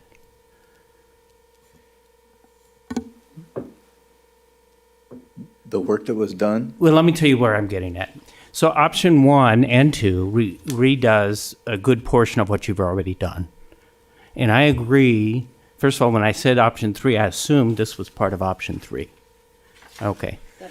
So here's my thought. I don't think we should do Beaumont and 6th Street at the same time, because you're right, it's going to be 2 or 3 years. You have to have a traffic study and all of that. My thought is that we do it right this time. And what we can do is the area, I think from 6th Street to Beaumont or 6th Street to 7th Street on the west side of Beaumont, the parts you haven't done yet. I think we should come back, you should come back with an estimate on what it would take to make sure that all of the sidewalk is safe. We don't have the liability issues that Councilmember Voigt brought up. And then we do option 3 just for Beaumont Avenue. We do the trees. We do everything that we can do because that'll make it look a lot nicer. I mean, if we had all the trees in there, I might not have ever noticed the sidewalk was a mess. But I'm just suggesting that you could come back and give us an estimate and a time frame on doing option 3. But in the meantime, we fix the areas that need to be fixed for walking, and then we don't touch any of the other areas that have already been done at this point. And then we see where it goes from there. Thank you. Quick question. Do we know in what's provided in the conceptual plan, are those surface-mounted potted trees, or are they cut out concrete with the metal grids and? No, they're just renderings. I don't think that they provided any, yeah. Okay. So, here's another option, another estimate that I would like is obviously finishing off the portions between 7th Street and 6th Street in that area that hasn't been done, walking the portions that are not, if there are any issues outside of that, as indicated in step 1. But the other thing is to come back with, which is going to take time, I understand that, we're going to have to get a design. So we would do, and with council's consent, we'd do 2 designs. You have one that is the tear out and restamp with landscaping. And then we come back with another design with landscaped existing sidewalk that's done to see if council is interested in doing that as a cost-saving measures unless they're not interested. So you would end up with what's existing, but you'd have landscaping.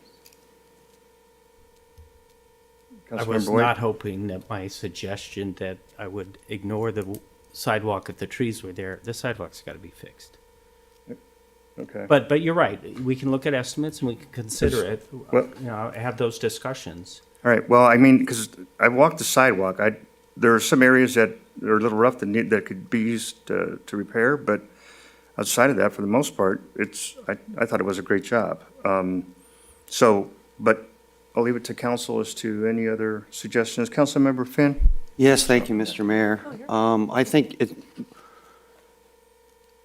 thinking back to our conversations that we've had about tiles, we all remember that, and how wide range of opinions we had on the matter. I think we need to see more information as to how we're going to address Beaumont Avenue and 6th Street. And so with that, I move that we accept option 1 and do the west side of Beaumont Avenue between 6th and 7th as presented and make the repairs for the rest of the area, and then we make a decision down the road for the rest. So that's my motion. How can you do option 1 when you don't have an estimate? I think it's direction. I know, but he's making a motion. Yeah.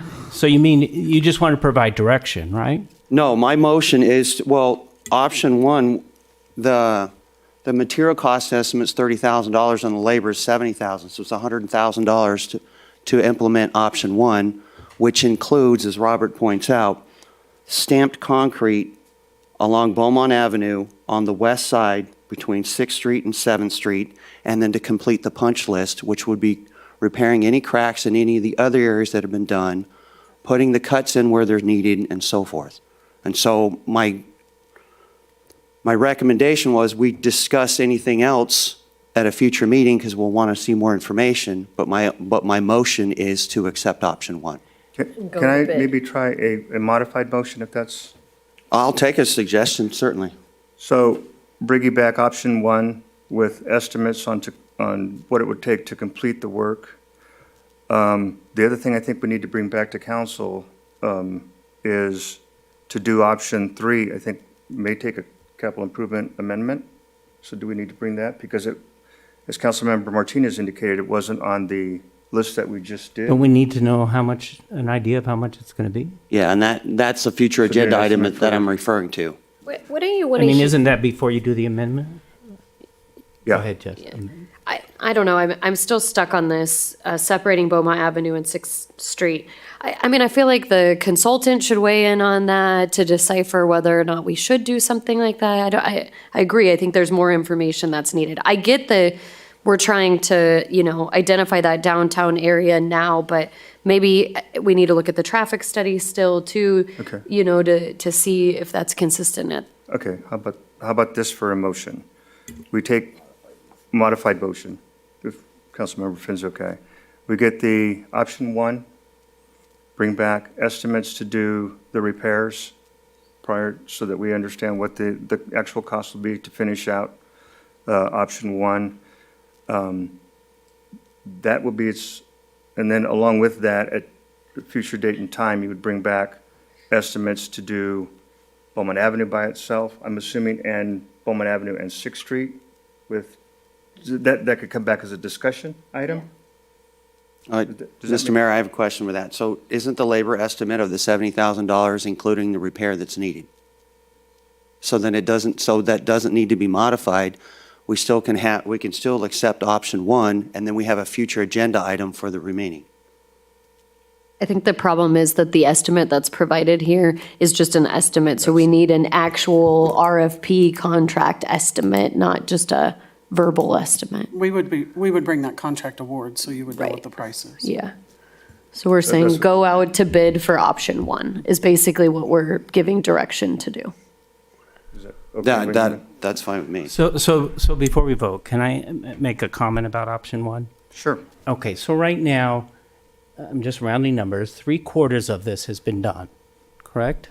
3/4 of the sidewalks from 6th Street to 8th Street on Beaumont Avenue. All that is not done is the side on the west side of Beaumont Avenue. And Mike and the mayor and maybe Councilmember Finn are comfortable with what the 3/4 that's already done. I am not, but I want to replace all of the 3/4 eventually and do it right. And if we're going to do option 1 and we're going to repair some of the stuff that we're then going to come back and repair again, I have a concern. That's why I was suggesting we just do the west side of Beaumont Avenue between 6th and 7th. And then we start looking at our next option. Because if we go through and do the fixes along here, and then we're going to tear it out anyways, it just seems like we're getting ourselves back into the same issue that we are right now. Understood. Yeah, but I don't think that the fixes that are required in the 3/4, and please correct me if I'm wrong, that those are substantial as of removing big chunks. It seemed as if these were filling in cracks, modifying places where they were too high or evening them out. And making those cuts where they didn't finish. So I don't think that it's complete removal or demolition of the 3/4 that is there. But why do any work on it if it's acceptable? Liability and hazard, I think, is the discussion. Yeah, I think the liability issues, but nothing for cosmetic issues. No. I don't think you Well, should do anything for cosmetic. Mr. Mayor, can I jump back in? Sure. So what needs to be done is and I keep mentioning those cuts in there. There's large sections of concrete that did not have those cuts in there, and without it, it will crack and it will what's currently there will get worse. And so as part of that punch list, I think probably the majority of the cost of the labor, as Ms. Voigt points out, is for the stamped concrete between 6th and 7th. The rest of it is just is touch-up work for the remaining project. And by making the motion for option 1, I'm not saying no to anything else. I certainly want to review that and come back, but I'm okay with spending the extra money down the road if we have to end up replacing the new stamped concrete that would be on the west side between 6th and 7th Street, because I would be looking at a much larger project, and perhaps any changes that are done, as Ms. Voigt points out, may include 6th Street and Beaumont Avenue together. And if we're going to get input from the council, there's going to be decisions made, traffic studies, as the mayor points out. And so my motion still stands. My question is, do we have a second? I just want to clarify, if I may, Mayor, before I make a fine. second, is that Mr. White, you were the one that wasn't satisfied with the sidewalk. So if you're keeping the sidewalk the way it is, you realize that you're looking at 2 or 3 years before we get it the way we want. I understand. And you're but it- willing- But it's cosmetic and. Okay, so you're. Sorry. And the mayor has said, with his experience and background, that that it was a good job. So if it's a good job, why touch what is there now and save cost and just do the one section to make it so that people can walk along Beaumont Avenue during Beaumont nights? And then just come back with all the different estimates we're talking about. Okay, per and part. then, does that include then going to make sure there's no deficiencies along what's there now?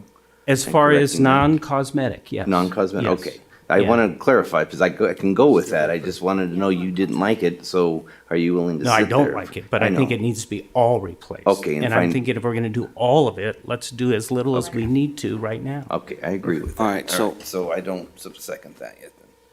So, Mr. Mayor, then I'm confused now. Okay, so, Mr. White, so. Well, this died, are- I think, there's no second. Are you saying that the replacement of west side on Beaumont Avenue between 6th and 7th is our future design? No, what I'm saying is, have you been to this area? Oh, yeah, I've walked it multiple times and Okay, so again you know today. there's no sidewalk there. Correct. So I'm saying fix this. How is my question? Is it with the With the stamp that's cheapest- there? With what we have now? With what we have now. Yeah, The to match cheapest what way we we have can now go. on the three Okay. quarters. That's what I meant by my motion. I'm even okay. I think this would warrant it if we are of the consensus that we're going to replace the whole thing at some point. Yes.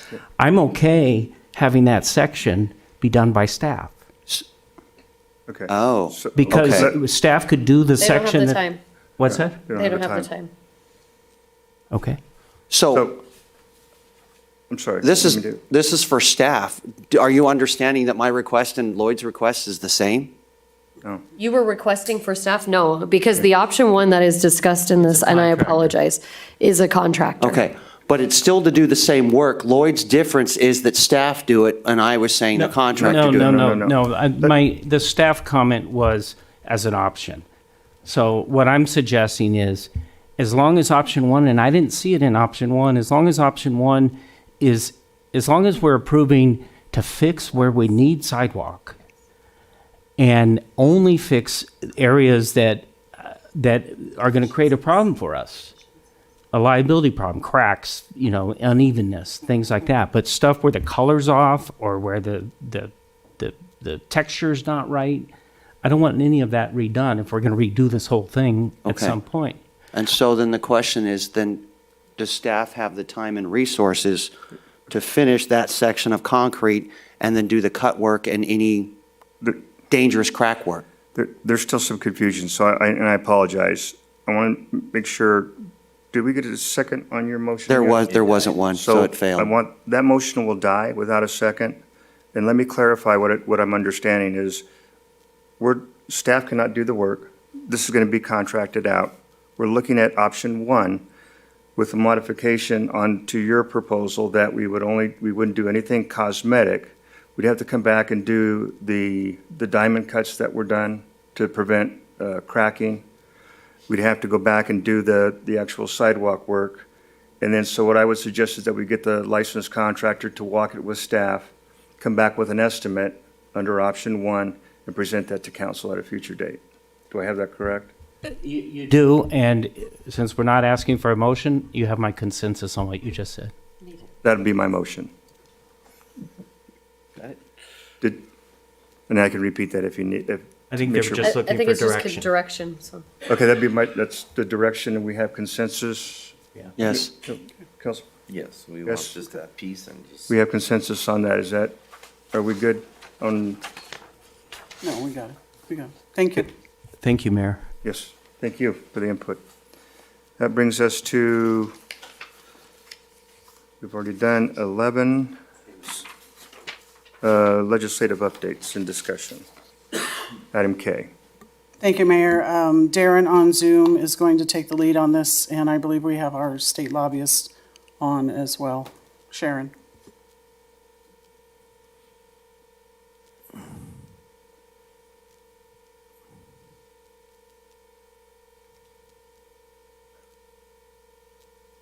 Good evening, Mayor and council members.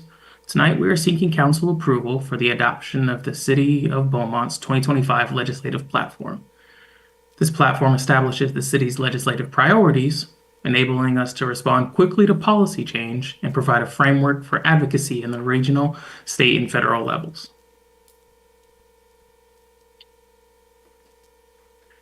Purpose of this platform allows the city to clearly define its positions on key legislative issues. It provides the flexibility to respond to legislative proposals in a timely manner without needing to individually have council approve every action on every bill. Issues that fall outside of the platform will be brought to council for discussion and direction. The current legislative guiding principles are: number 1, preserve local control; number 2, promote fiscal stability; number 3, supporting funding opportunities; and number 4, enabling public safety.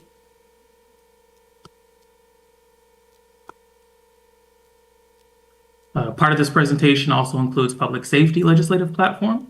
So number 1 is law enforcement educational standards. Number 2 is the reduction of criminal threats. Number 3 is canine guidelines within law enforcement agencies. Number 4 is illegal e-bike guidelines. Number 5 is illegal radio/signal, sorry for the misspelling, interface devices. And number 6 is drones. So here are some of the public safety areas of focus. You can see all of them, jail and prison capacity, which is to help reduce the recidivism rate, human trafficking, the reduction of that, recruitment and retention, law enforcement technology, supporting increased vocational training and jobs, improve response times, and support access to fair housing. Darren, I'm sorry, can I interject for just a second? You're not sharing your screen, so we're not seeing your presentation. I don't know if that's intentional. Oh, my apologies. Let me back up. Give me 1 second. Share.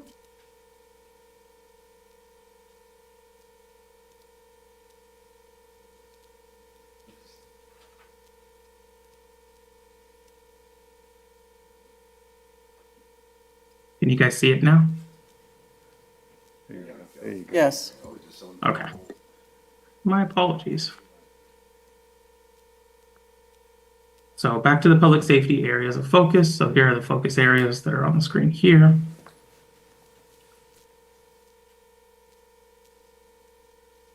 And so what staff is recommending is that we discuss the current platform, this is the platform that was from 2024, and approve the Beaumont's 2025 legislative platform, or if there are any changes, to make those changes tonight so that we can adopt that platform. And as City Manager Gibbs had mentioned, we do have our state consultant from CPPG here if you guys do have any questions as well. And that concludes my presentation. Thank you very much. Any questions from council? Councilmember Finn. Yes, questions for Chief. Chief, I understand that you, or we all know that you serve on the Cal Chiefs organization, and wanted just to get your perspective on these, on the legislative platform that's been presented and how it falls in line with that group's efforts and so forth. Is it, the same platform? Is it, that plus one with us or something like that, and just kind of get your perspective on it?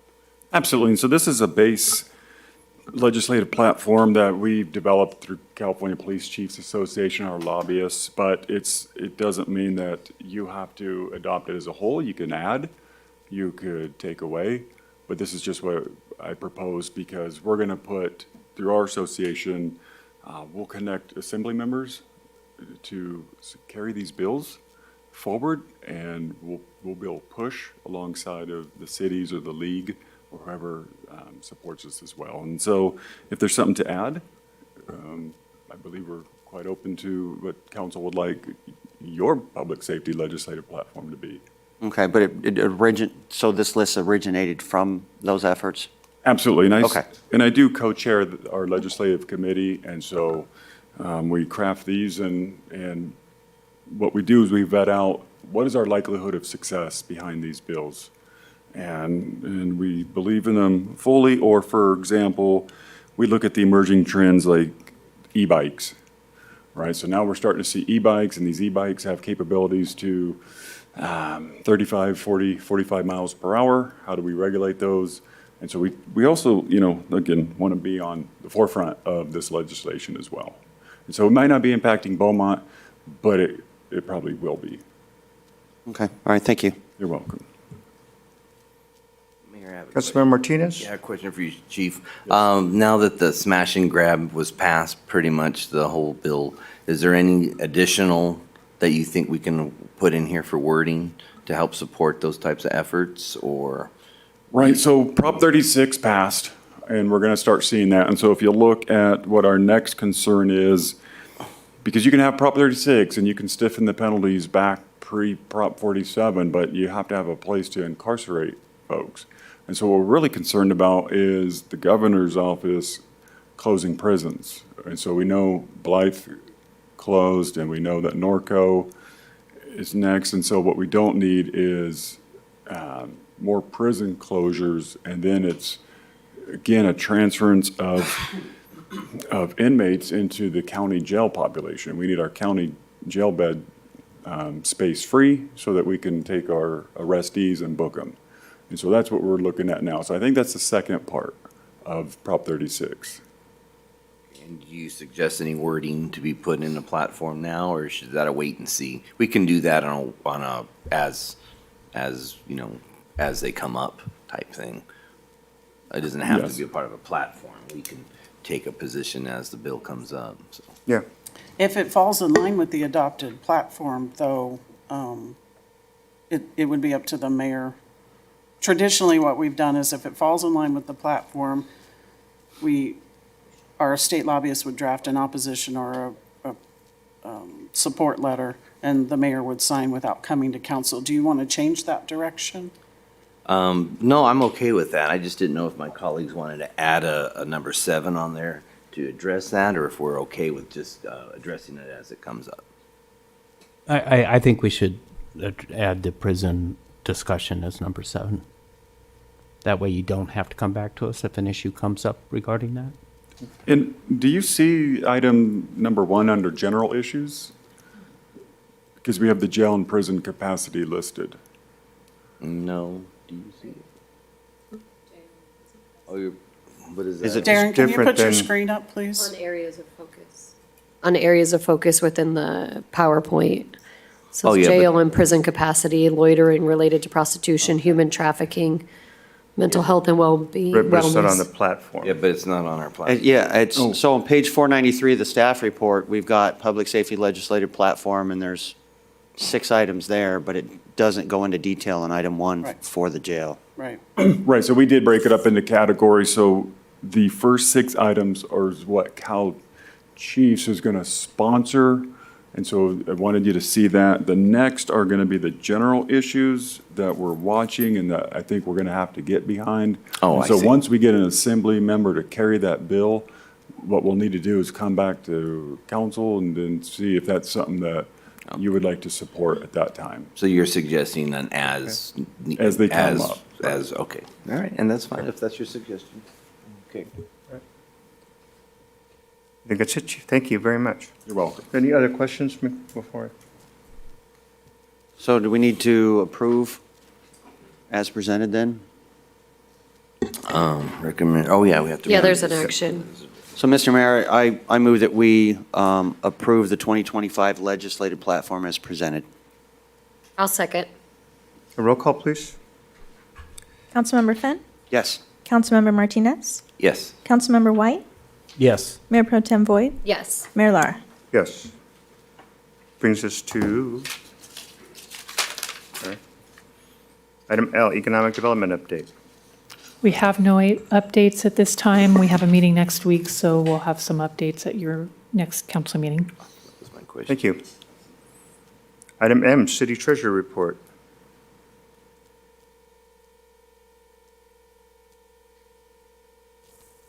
No treasurer. Okay, so item N, city clerk report. No report. Item O, city attorney report, Nothing this evening. and city manager report. Thank you, Mayor. I'd like to hand it over to Doug. He has a couple updates, presentations for you. Yes, council, thank you. Sometimes we want to take a little bit of time to just kind of recognize some of the things that have happened in our year. At our previous Parks and Recreation Committee meeting, we had a couple of year-end videos, and this is just an opportunity to just kind of toot the horn of our department and our city, just trying to be as loud as possible, not as loud as Robert Vestal's tie, but we want to be loud just to kind of let you and the community know some things that are going. So our staff put together a couple of little videos. This first video is just highlighting some of the operations and some of the things that our guys performed and did throughout the year, just a way to kind of say kudos to our guy. At our Parks and Rec Committee meeting, we brought in some of our employees and recognized them as well. And so we just wanted to show that to you as well before we put it out on social media. Thank you. No.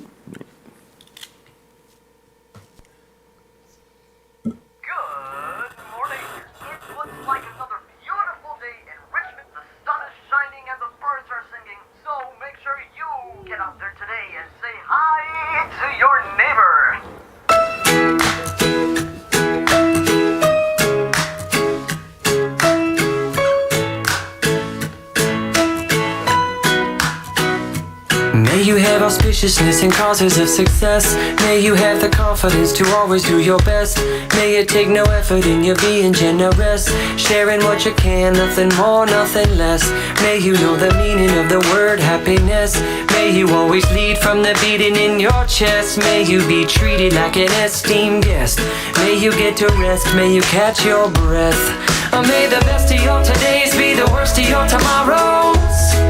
Whoa. May the road less paved be the road that you follow. Oh. Well, here's to the hearts that you gonna break. Here's to the lives that you gonna change. Here's to the infinite possible ways to love you. I want you to have it.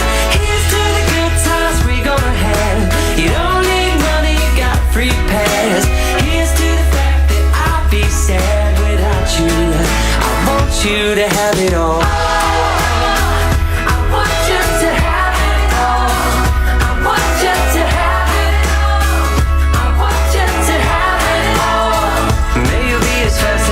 As a slap bracelet, may you keep the chaos and the clutter off your desk. May you have unquestionable health and less stress. Having no possessions, though immeasurable wealth. May you get a gold star on your next test. May your educated guesses always be correct. And may you win prizes shining like diamonds. May you really own it each moment to the next. May the best of your todays be the worst of your tomorrows. Whoa. May the road less paved be the road that you follow. Oh. Well, here's to the hearts that you gonna break. Here's to the lives that you gonna change. Here's to the infinite possible ways to love you. I want you to have it. Here's to the good times we gonna have. You don't need money, you got free pass. Here's to the fact that I'll be sad without you. I want you to have it all.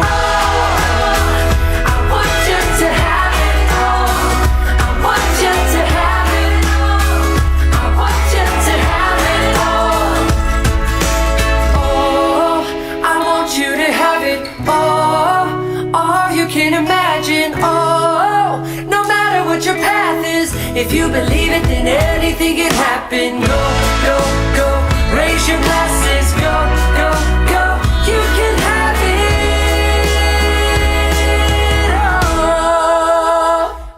all. Well, here's to the hearts that you gonna break. Here's to the lives that you gonna change. Here's to the infinite possible ways to love you. I want you to have it. Here's to the good times we gonna have. You don't free pass.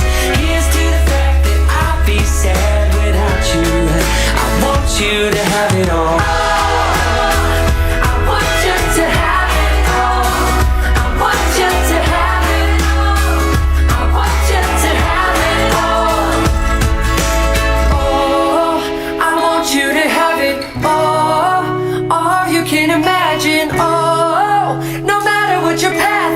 If you believe it, then anything can happen. Go, go, go, raise your glasses. Go, go, go, you can have it all. I told you, here's to the hearts that you gon' break. Here's to the lives that you gon' change. Here's to the infinite possible ways to love you. I want you to have it. Here's to the good times we gonna have. You don't need money, got free pass. Here's to the fact that I'd be sad without you. I want you to have it all. I want you to have it all. I want you to have it all. I want you to have it all. I want you to have it. Here's to the good times we gonna have. Here's to you always making me laugh. Here's to the fact that I'd be sad without you. I want you to have it all. I want you to have it. Here's to the good times we gonna have. Here's to you always making me laugh. Here's to the fact that I'd be sad without you. I want you to have it all. So just a couple of highlights from our operations crew and our, all the comments and the good things that you guys tell us in council meetings. We try to articulate that to our crews on a regular basis, and we appreciate when you guys stop by and say hi and do great things for them. So just wanted to share that with you, along with all the hard work that Public Works does as well. But the video was just us. Ashley didn't want to be outdone as well, and so I asked her just to put together a real quick 1 minute of some of her programs that were new this year. These are the new programs.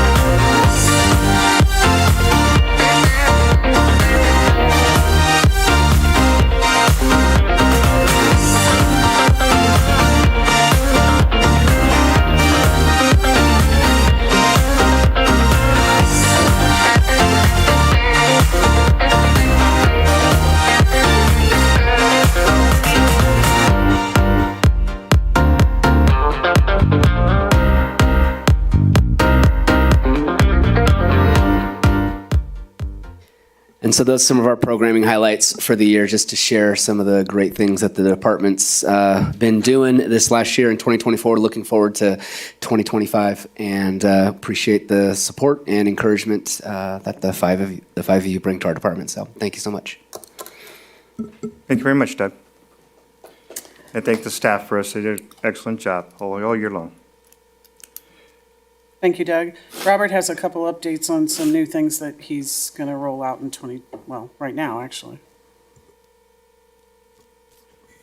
Probably should have went first in light of that video.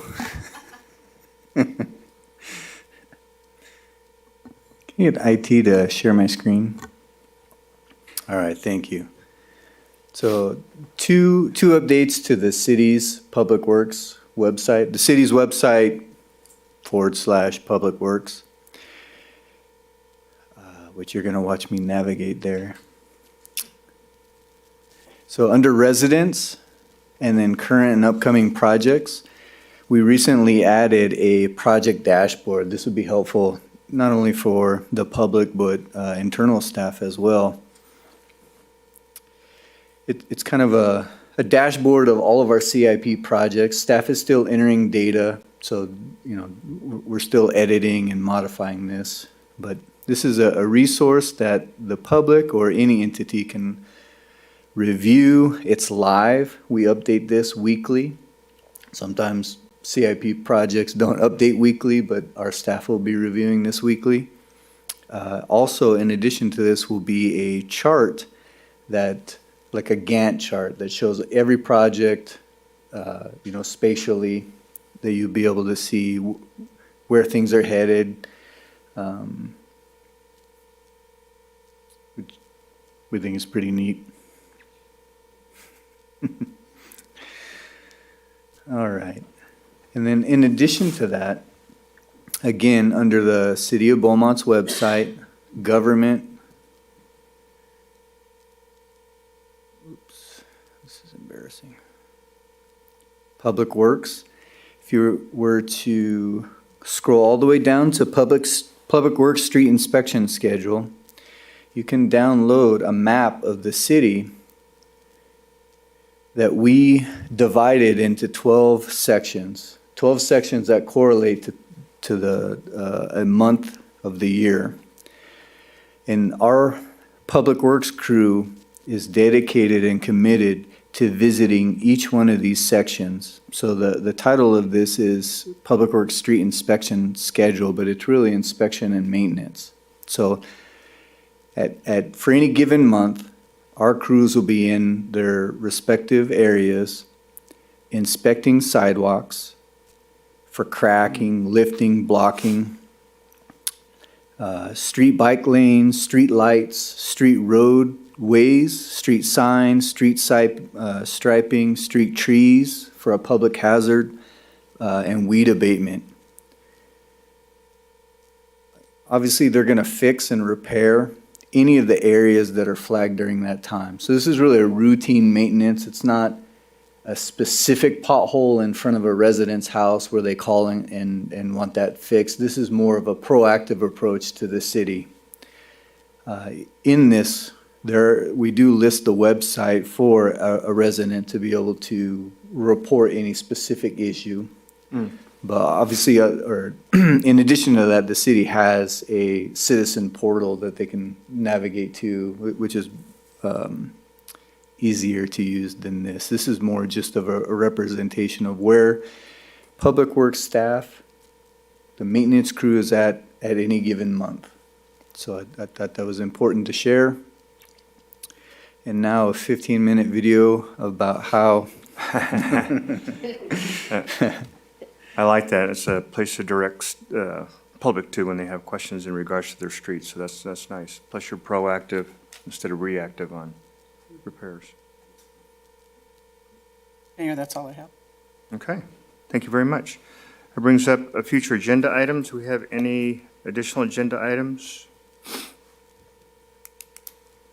Seeing none, we'll go to, I'm sorry, Councilmember Martinez? Yeah, I just wanted to ask staff, so looking at the Chatney Center and the parking issues that we had and stuff, can you bring back at some later time just an update of what our plan was and what we said about extending that parking lot? We had talked about it at one point, and I can't remember what we said. So if you can bring it back and let us know what the plan is, what we talked about, what can be done, just stuff like that. It was within the easement, and we had discussed some stuff, and like Lloyd, we're getting old, so I'm forgetting what we said. So that's all. He looked at you and said, it's right by me. I was going to say, speak for yourself. Okay. That comes to council member reports. Councilmember Finn. Yes, thank you, Mayor. On the 22nd, I attend a San Gorgonio Pass Regional Water Alliance Committee, and a highlight to bring out about that is the San Gorgonio Pass Water Agency has received some grant money and is working on helihydrants. And what that is the ability to fight fires in an area where you don't have large ponds and large lakes, where you can utilize a helicopter coming in and tapping into either tank storage or underground water storage, where they'll have a pump system in place with a tank large enough to refill a helicopter. So the helicopter can come above that well, pump that water into the helicopter, and then go work and fight that fire. So there's 6 helihydrants that are planned in the San Gorgonio Pass area, and they're currently trying to pursue more for additional funding that's out there and so forth. So it's a nice way for our area, being at in a sense, the top of the mountain where we don't have big lakes, to be able to fight fire. So that was neat to see that. So keep an eye out on them for what they're doing. It's some good information. On the 23rd, being assigned to the Riverside Transit Agency, I attended their monthly meeting. It was a very light agenda on that one. But through those efforts, I was assigned to their finance committee, and we have our first meeting on that for me tomorrow. I would like to thank the entire council and staff for putting, for the entire council for showing up for our Veterans Expo and all the work that staff put in to make that happen. I believe it's been the 13th annual Veterans Expo that they put together. So very nice, and the audience and participation continues to grow. Attended our Finance and Audit Committee meeting, and also I appreciate the effort to be able to attend the strategic planning workshop via Zoom. So that still went okay, and so I appreciate that. So thank you. That's all I have. Thank you, Councilmember Finn. Councilmember Martinez? Thank you, Mayor. Bear with me because I'm looking at some of my phone that has notes on it. Past Vet Expo went great, and the only, of course, major thing I heard was parking, and I know we'll talk about that, and their organization will talk about that, but that's why I brought the parking lot thing up, and I told them I would, because there was quite a few residents that asked about that. The Cal Cities, well, I went to the financial audit, so I went to that meeting, I went to financial workshop, we had a plus meeting where I did my final commitment to the plus committee, talking about a plus policy that'll be coming to us soon, and now it's, I believe, I think Mayor, I think you're on it now. The 2 major things, though, was the Cal City meeting that I went to in Sacramento. So other than the disastrous ride up in front, back, the meeting was very worthful. It was a long meeting, but we went over so many different things, and I just want to give you just a little bit of a taste of what we did. So we had guest speakers. We try to have guest speakers, at least 1 or 2 of them in different areas. So we had some members from the state come down and from the wildlife department come down and give us some discussions about their plans and what's up. We had a good budget update from the Cal City staff about the governor's budget and how that can impact some of the local agencies. And we talked about a work program for the environmental, again, I'm on the Environmental Quality Committee, so everything we talk about has to do with environment. Our biggest discussion was the wildfire update, so that was a big thing about what was going on and some of the responses and so forth. In that discussion, they did talk about the insurance issue, which is not really our focus, but it has to do with us since it has to do with the environment. And I brought up the fact we were talking about the zoning and the fire map zoning, the severity zoning. And we were discussing that because I had quite a few residents call me about their policies being canceled. I mean, it's a disaster. And I don't know, if you've been affected, but I had a colleague that's buying a new house and they quoted her $1,000 premium, and she went to close escrow and it went up to $10,000 policy, and she was in tears, so she finally found one for $5,000 a year, $6,000 or something. So it's just out of hand. So we were discussing that because I know a lot of that has to do with that severity report that shows the different areas. And I understand its intention, and it has a lot of positive to what that does, but unfortunately, in my opinion, it's also shooting us in the foot. because that's what insurances are using to counsel policies, depending on where you are in that zone. So I volunteered. I don't know if I'm picked for it, but they were having a working committee that was going to tackle that issue about the insurance and so forth. So we'll see if I'm accepted to that. But that was just one of my major things, because there's so many residents that discuss that with me, and it's so much out of our hands. But, you know, at the Cal Cities, it's a great place to talk about it because of the lobbying issues and so forth, abilities and so forth. So anyway, so we talked about that and a little bit about our working plan. It was about our focus. As the Riverside rep, I tried to emphasize our need to emphasize clean air because of our logistical area and all the logistics that are in the area. And fortunately, my colleagues there at the committee are from the Bay Area, quite a few, and from the coastal areas, so their air quality is not quite like ours. So I didn't get my air quality put into the priority of the committee as far as what they look at for legislation and so forth. But I did get them under the climate to at least address clean air through that. Because of the greenhouse gases and stuff with the trucks and so forth, we can at least tie that to climate. So I kind of got a little bit of my desire, but that's all I got. Anyway, so it was a productive meeting, and thank you for that, approving that and so forth. We have another meeting coming up in Burbank in a couple of months, and then our third one's on a Zoom meeting. So I appreciate the council's effort on that. And the last thing I'll mention is the RCA meeting I went to. A lot of stuff we talked about. We sold some land back to Paris because they're building a bridge to connect Ethnac Road, and they need a piece of the RCA's part of the plan in there.